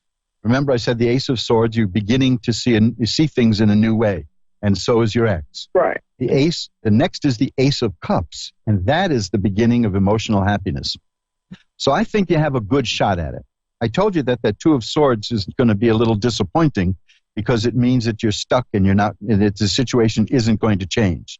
But that only means it isn't going to change now. Okay? These cards now show me that there's a very strong chance of it changing in the future. Now, you mix that with the 4 of Swords that I got earlier, and it's telling me that you just may need a little time out. Now, again, I want to go back to the 6 of Swords because you are a person of action. And maybe you just want to hold off a little while because that's difficult for you. See, this is the problem. The 4 of Swords is a person taking time out. The 6 of Swords is a person making things happen. So you've got this dual attitude going in your mind, right? You don't know should you do this or should you not do it. Is that correct? Right. Yeah, see, aren't these cards wonderful? Isn't it wonderful how they work? Well, my answer to you is give it time, but I'm going to take one more card and see if that one card may add something to this. How's that? Okay, thank you. Let's see. Oh, man. You know something? This was the card that was on my mind. I could not give you a better card. It's the Chariot. You know what the Chariot is? If it's a chariot, shows a lot of decks show a guy on a little chariot with 2 horses, and one horse wants to go this way and the other horse wants to go that way, and you, as the driver of the chariot, are holding it together and you're making it happen. So that's the card that I put underneath the 4 of Swords and the 6 of Swords. That doesn't really help much. It explains the situation exactly the way I told you, is that you have conflicting forces that you got to deal with. But that's telling me that you can deal with it. Let's look at a card for the ultimate outcome. The ultimate outcome, I had this earlier for someone, is the 10 of Cups. The 10 of Cups is perfected happiness. So you're moving from the 10 of Swords, which is about something bad is over, to the 10 of Cups, which is about something wonderful and happy. So I think that you're going to, I'm going to give you exactly what I read in these cards. Things are changing for you and your ex. They're changing for the better, but you still need time. Okay? So my advice is not to don't do anything, because that's ridiculous. But my advice is to go a little slower. And remember that 4 of Swords, because that could be your ex, which is the need for more time. But I think you're both growing and you're both getting there and you're both going to get what you want. This is a marvelous reading. I'm going to read those cards again just one by one. The 10 of Swords, the 4 of Swords, the 6 of Swords, and the 2 of Swords, the Ace of Swords. And then after that, we get the Ace of Cups and the 10 of Cups, which are happy cards. And underneath it all is the Chariot, which says you are working to keep this together. So see, don't let that work overburden you. And see if you can get your ex to do a little work too, okay? Okay. Thank you. Thanks for calling. It's been great reading for you. And these cards really responded to you. And you are definitely evolving. And these things, I can't imagine a reading more on point. I think you're coming into getting exactly what you two want if you can do it. You know, you have a good shot at it. And that's a long way from that first card of somebody, the 10 of Swords, which shows a person lying face down in the mud with swords in her back. You know, that's a long, to go from there to the 10 of Cups. That's beautiful. So keep doing what you're doing, but just pull back a little bit, because I think that it requires a little more daintiness, if that's the word. Just let it flow naturally. According to the flow of these cards, you're getting there. You're getting what you want. Okay, thank you so much. My pleasure, Danielle. It's been great talking to you. Bye-bye now. Bye-bye. And we'll shuffle them up again. What a dynamic reading that was. You know, we live for that, we readers. We really do. And it's funny, you see, even before the subject of how's the ex doing came up, I had those sword cards, you know, that told me that this was going to be about a relationship that ended, or something that ended. I just understood it to be a relationship by looking at the other cards. That's how it goes, you know, and that's marvelous when the cards can. This is what I mean by information. These cards are shedding light. They're giving advice. Now, notice that the cards, one of the kind of readings that we shouldn't do is, should I sell my home right now? You know, should I put that money into the stock market? Yes or no? We don't do that. When people ask me a yes or no question, my answer is always flip a coin, heads yes, tails no. Because as soon as that coin is up in the air, you're going to know which way you want it to land. So you really do know what you want most of the time. But instead of saying, should I put money in the stock market, the question would be, if I put money in the stock market, what will that look like? That we could work with. A tarot reader can sink his teeth into that, even real teeth. You know, you could tear that, and you could tear into that. You could really do it, and like I said, when you get a longer tarot reading with me at very affordable rates, why, we just spend all the time we need, and we get it done just talking, you and me, like this, without a few million people listening. We're all shuffled up now, and Jessica in Venice, Louisiana is next. Hi, you're on with Reverend Elliot. Jessica. Yes. Hi, how are you tonight? Good. Well, let's see if we can make that any better. What would you like me to look at for you? My friend passed away. I'm very sorry to hear that. Was that suddenly? Yes. Oh, that's terrible. It's just terrible. Recently, I assume, right? Yeah. So are you looking for a message? Yes. Okay, let me see what I can do. I don't usually, well, this is almost a joke now, because I always say this. I don't usually do this, but I do it if certain cards show up, and then I know I'm on the right track. So let's see if they show up for you. And if not, And I'm just going to tell you what I see anyway, and go on the supposition that that this is what that is. So I'm going to shuffle them up again. Okay. Now, cut the cards, and okay, this is interesting stuff. I do believe that this is giving an answer to your question. Was this person very unhappy? Yeah, sometimes. Okay, I'll tell you why I asked that. Because the first card I have is the Three of Swords, and that is a card of great sorrow. That's sadness, and that sometimes indicates divorce, or if it was for a nation, it would indicate civil war. I mean, it's a sad card. It means family troubles, all kinds of bad things like that. But immediately after that is the Ten of Coins. The Ten of Coins, and this is fascinating in the context of a person who has passed over. The Ten of Coins is a card of parents and grandparents and grandchildren and great-grandchildren and great-grandparents. It's about ancestors. It's about your whole family line, and it's being with them. So I'm reading this as a person who is now with all the ancestors. Now, of course, that's the old Chinese expression to say when somebody passes away that he is now with his ancestors. But that's what I'm seeing here. Now, the Wheel of Fortune is here, and that tells me that the situation the person had, the very sad situation the person had, has changed. The next card is the Six of Rods. That's a card of success. And the next card is the Ten of Cups, which I've had twice so far tonight, is a card of happiness. So now get this. We start with the Three of Swords, which is great sadness, and we end with the Ten of Cups, which is great happiness. So I'm seeing that this person, it's scant comfort, of course, but people always would say, well, he's in a better place now. But that's what I'm seeing here. I'm seeing that your friend is, in fact, in a better place.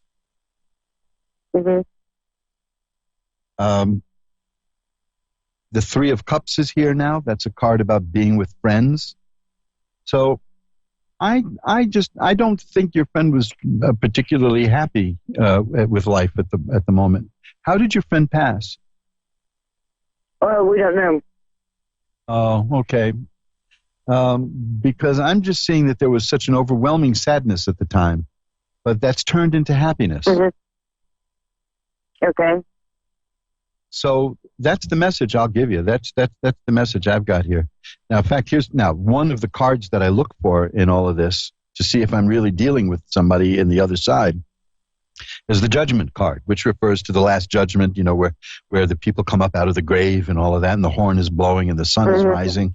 And I have the Judgment card here. So I'm taking this as an authentic message from the other side, which is I was sad, I'm happy now. I was with, I was hurting. I'm with people who are my people now. My ancestors have welcomed me, and the sad situation has changed. That's the Wheel of Fortune, and all the rest is happiness and companionship and joy. So it's just amazing to start with one of the saddest cards in the deck, the Three of Swords. I would say only the Nine of Swords is sadder, and end up with the Ten of Cups, which is one of the happiest cards in the deck. So that's the message. Okay? Okay. Thank you. My pleasure. And you know what I'm going to do after the show? I'm going to light a candle. I'm going to light a white candle anointed with holy oil for your friend and for you. How's that? That works. Thank you. Bye-bye now. Bye. And thanks for calling. Now we'll shuffle them up. Those are, to tell the truth, my favorite kind of readings are the readings that people ask me, just look at the cards and see what they say, because that's a real challenge. And the ones that really make me a little nervous are the ones to look across the veil into the afterlife, because, I got a collection of Ouija boards, and I've had some interesting experiences with those. And it is, oh, man, I mean, it's just, you never know what you're going to find. You never know what you're going to do. I was once asked years ago by somebody, could you tell me how this person is doing, the person who passed away? And the card I got was the devil, And oh, man, she said, I knew it. I knew he was going to go there. I knew he was going to end up there. That was the end of the reading. That was a short reading. That was a one-card reading, Prince. That's all it was. So let's just shuffle up the cards again, and I will tell you a little bit more. Oh, by the way, speaking of Ouija boards, if you have any questions about Ouija boards, you go to my site, magic-works.com. I think this has got to be the biggest page in my whole website, is the one on Ouija boards.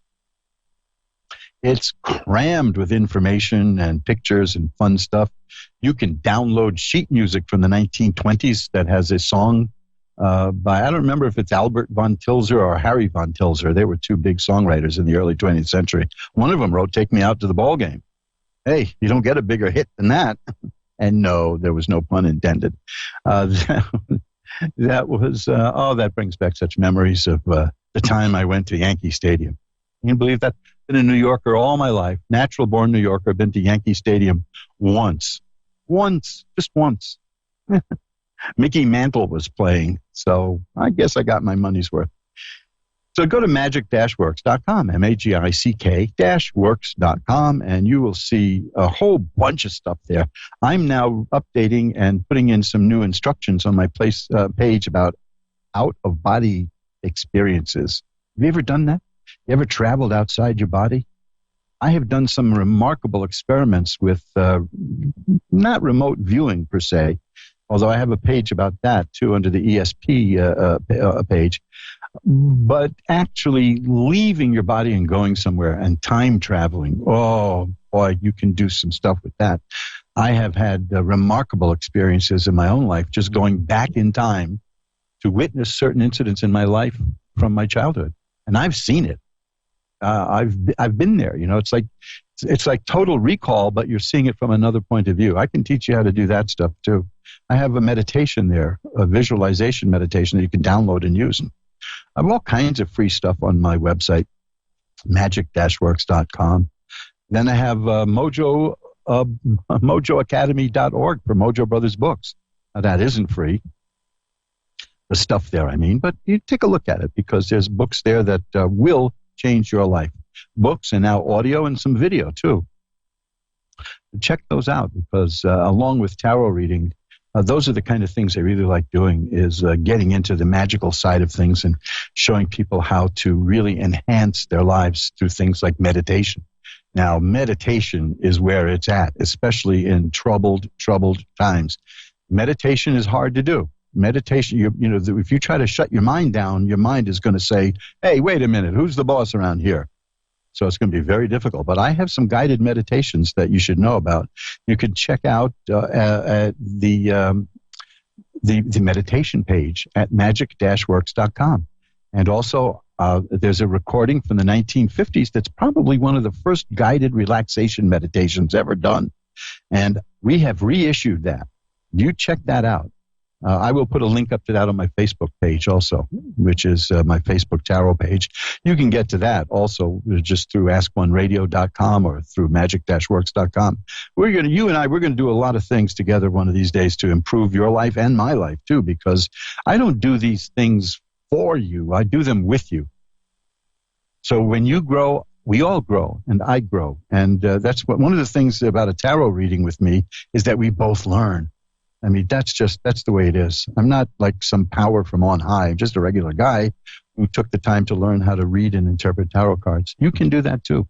We'll talk about that later. Right now, Tracy in Dallas is on. Hi, Tracy. You're on with Reverend Elliot.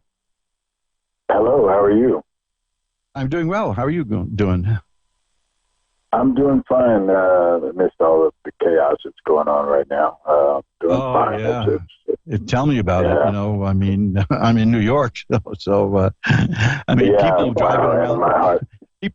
People driving around the country with New York license plates are getting avoided on the roads. So wow. Well, my heart goes out to all of the citizens in New York at this time, and all across the world, as a matter of fact. Yeah, that's true. Well, let me tell you something. It's really not as dire as the media is making it out to be. I do the numbers every day. I look at the health department. I look at the Centers for Disease Control.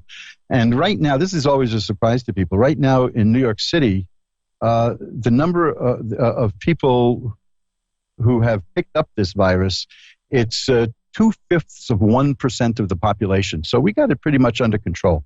It's not, ain't no nightlife to speak of.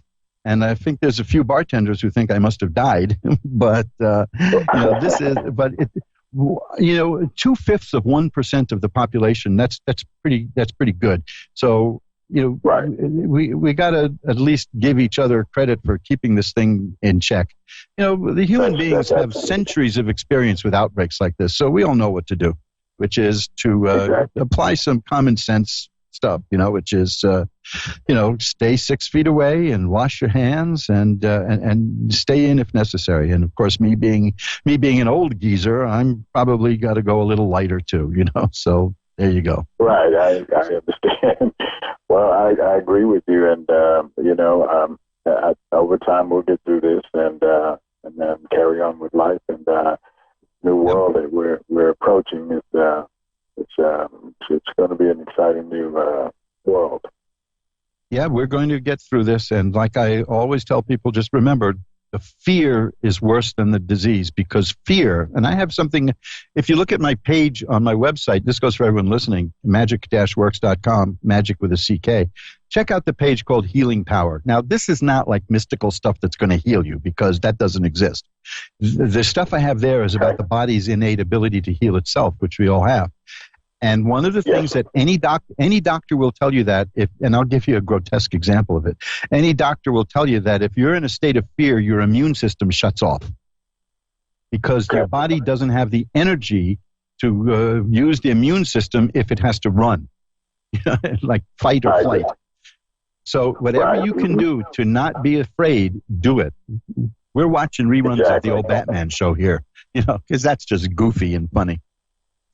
There was a case, I'll tell you about this, about what fear does and why, and this, I'm going to make this as delicate as possible, but there was a murder case years ago, I think in the 1930s, where a person was seen having dinner in a restaurant and then was found murdered, and in the autopsy they saw that the food was barely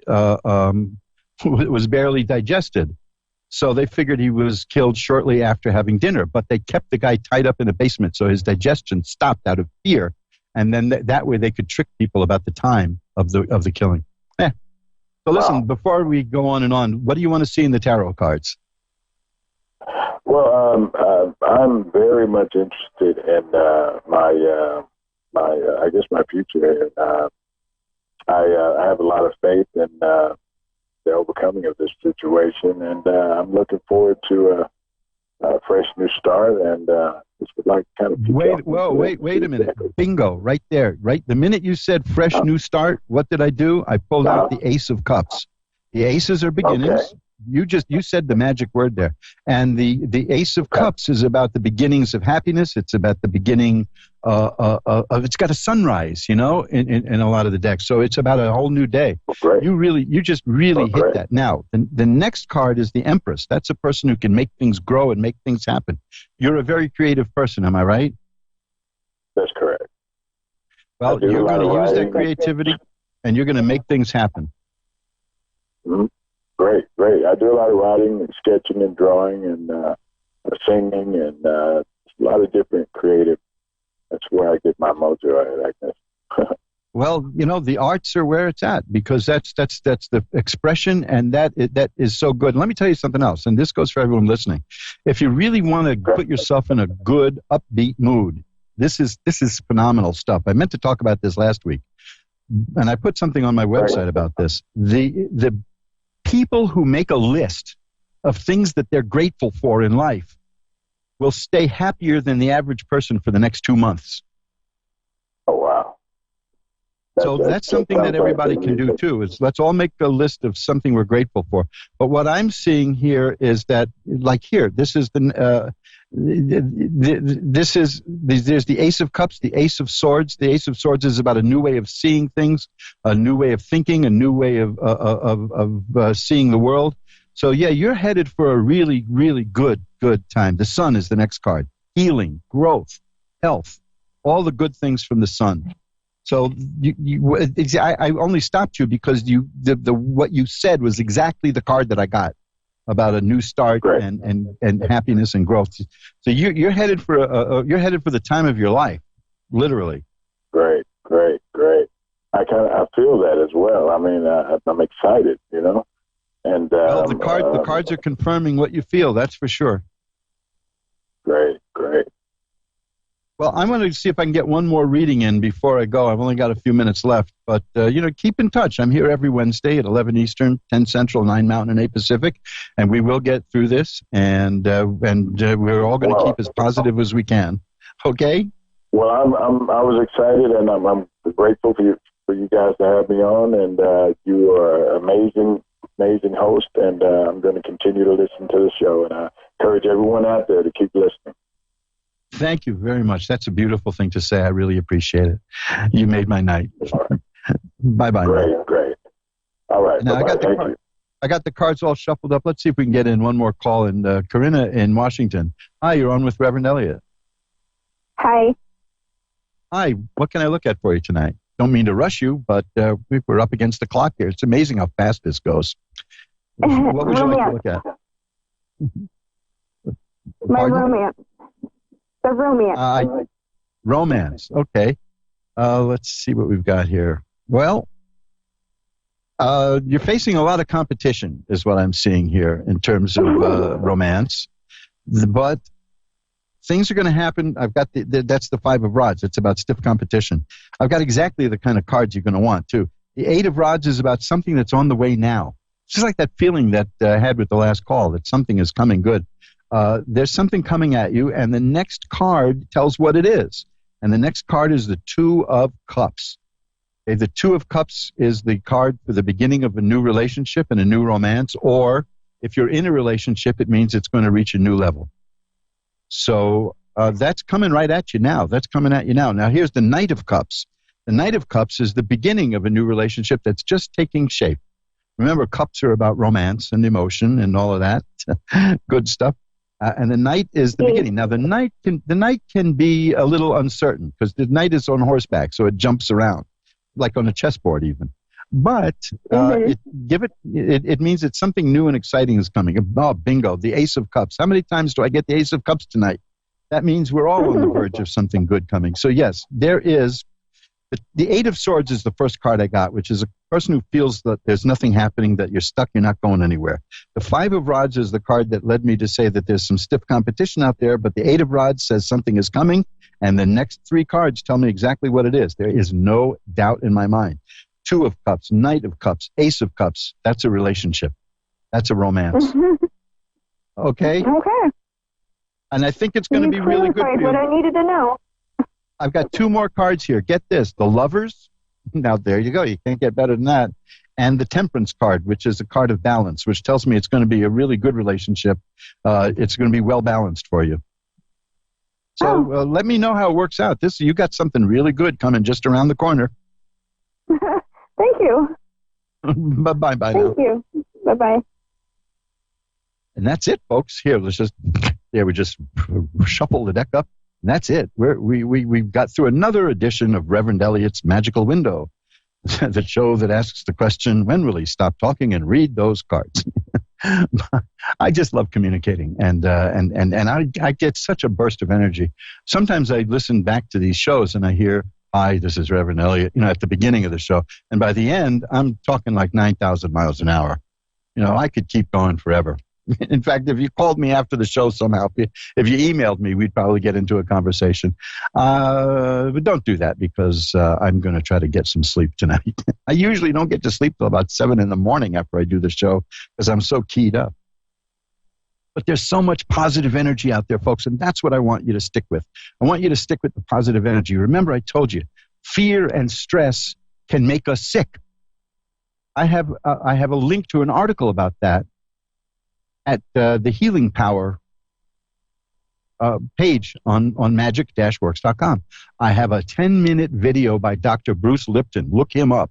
That is a doctor. I mean, we're talking about a healer, a real doctor. And he knows that he doesn't heal anybody. Now, that sounds odd, right? But he knows that we heal ourselves. We all, when you cut yourself and you put a bandage on it and then it's healed. How'd you do that? There's a lot of stuff you did that you don't take credit for, You got blue eyes? How did you do that? You did that. They're your eyes, you see.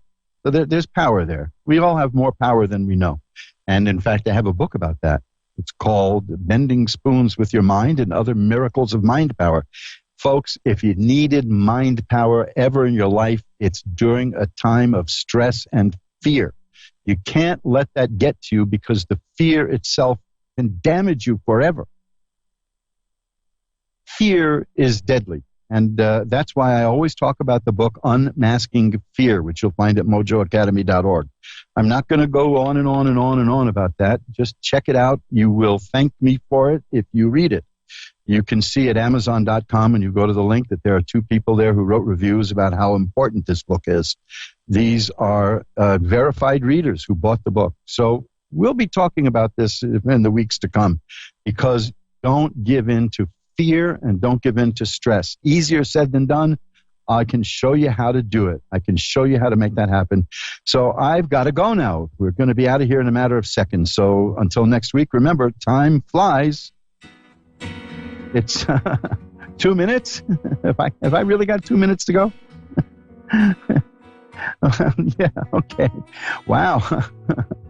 Well, so what can we talk about for 2 minutes? Let's see. I'll tell you what I'll do. I shuffled up the cards. Let's pull out a card to see what the situation in the world is like now. Bingo. Again. Gosh, I love these cards. The Star.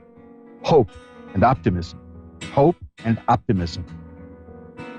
Now, you couldn't get a better reading than that. The next card is the Wheel of Fortune. That means this too is going to change. The situation is going to change. The Tower, struck by lightning. Notice that these are all major cards. That means the situation is going to change, and it's suddenly. And the next one, unbelievable. Also a major card. It's the Sun, the card of healing and growth. Just what I got for the man who called from Texas, Tracy. We got the Sun, which is healing and growth and happiness and health and all the good things. You know, people think bad things come from the sun because we're trained to think that the sun is going to, poison us and kill us. But that's only if you overdo it. People who work out in the sun actually have a lower rate of sun-related diseases than other people who try to cram in sun, a day at the beach and do that. Nope. So listen, that is the prognosis that I see. The Star, the Wheel of Fortune, the Tower, the Sun. These are outstanding, positive, wonderful cards. Again, go to my website, magic-works.com, magic-works.com. You can contact me through the contact form there if you want a full reading. If you feel you need a reading, you need someone to talk to, give me an email. Send me an email. Shoot me an email. But go to magic-works.com and look at the Healing Powers page and see how dangerous stress is. So now I'll say it again. Till next week, remember, time flies. It's up to you to be a navigator. Bye-bye now.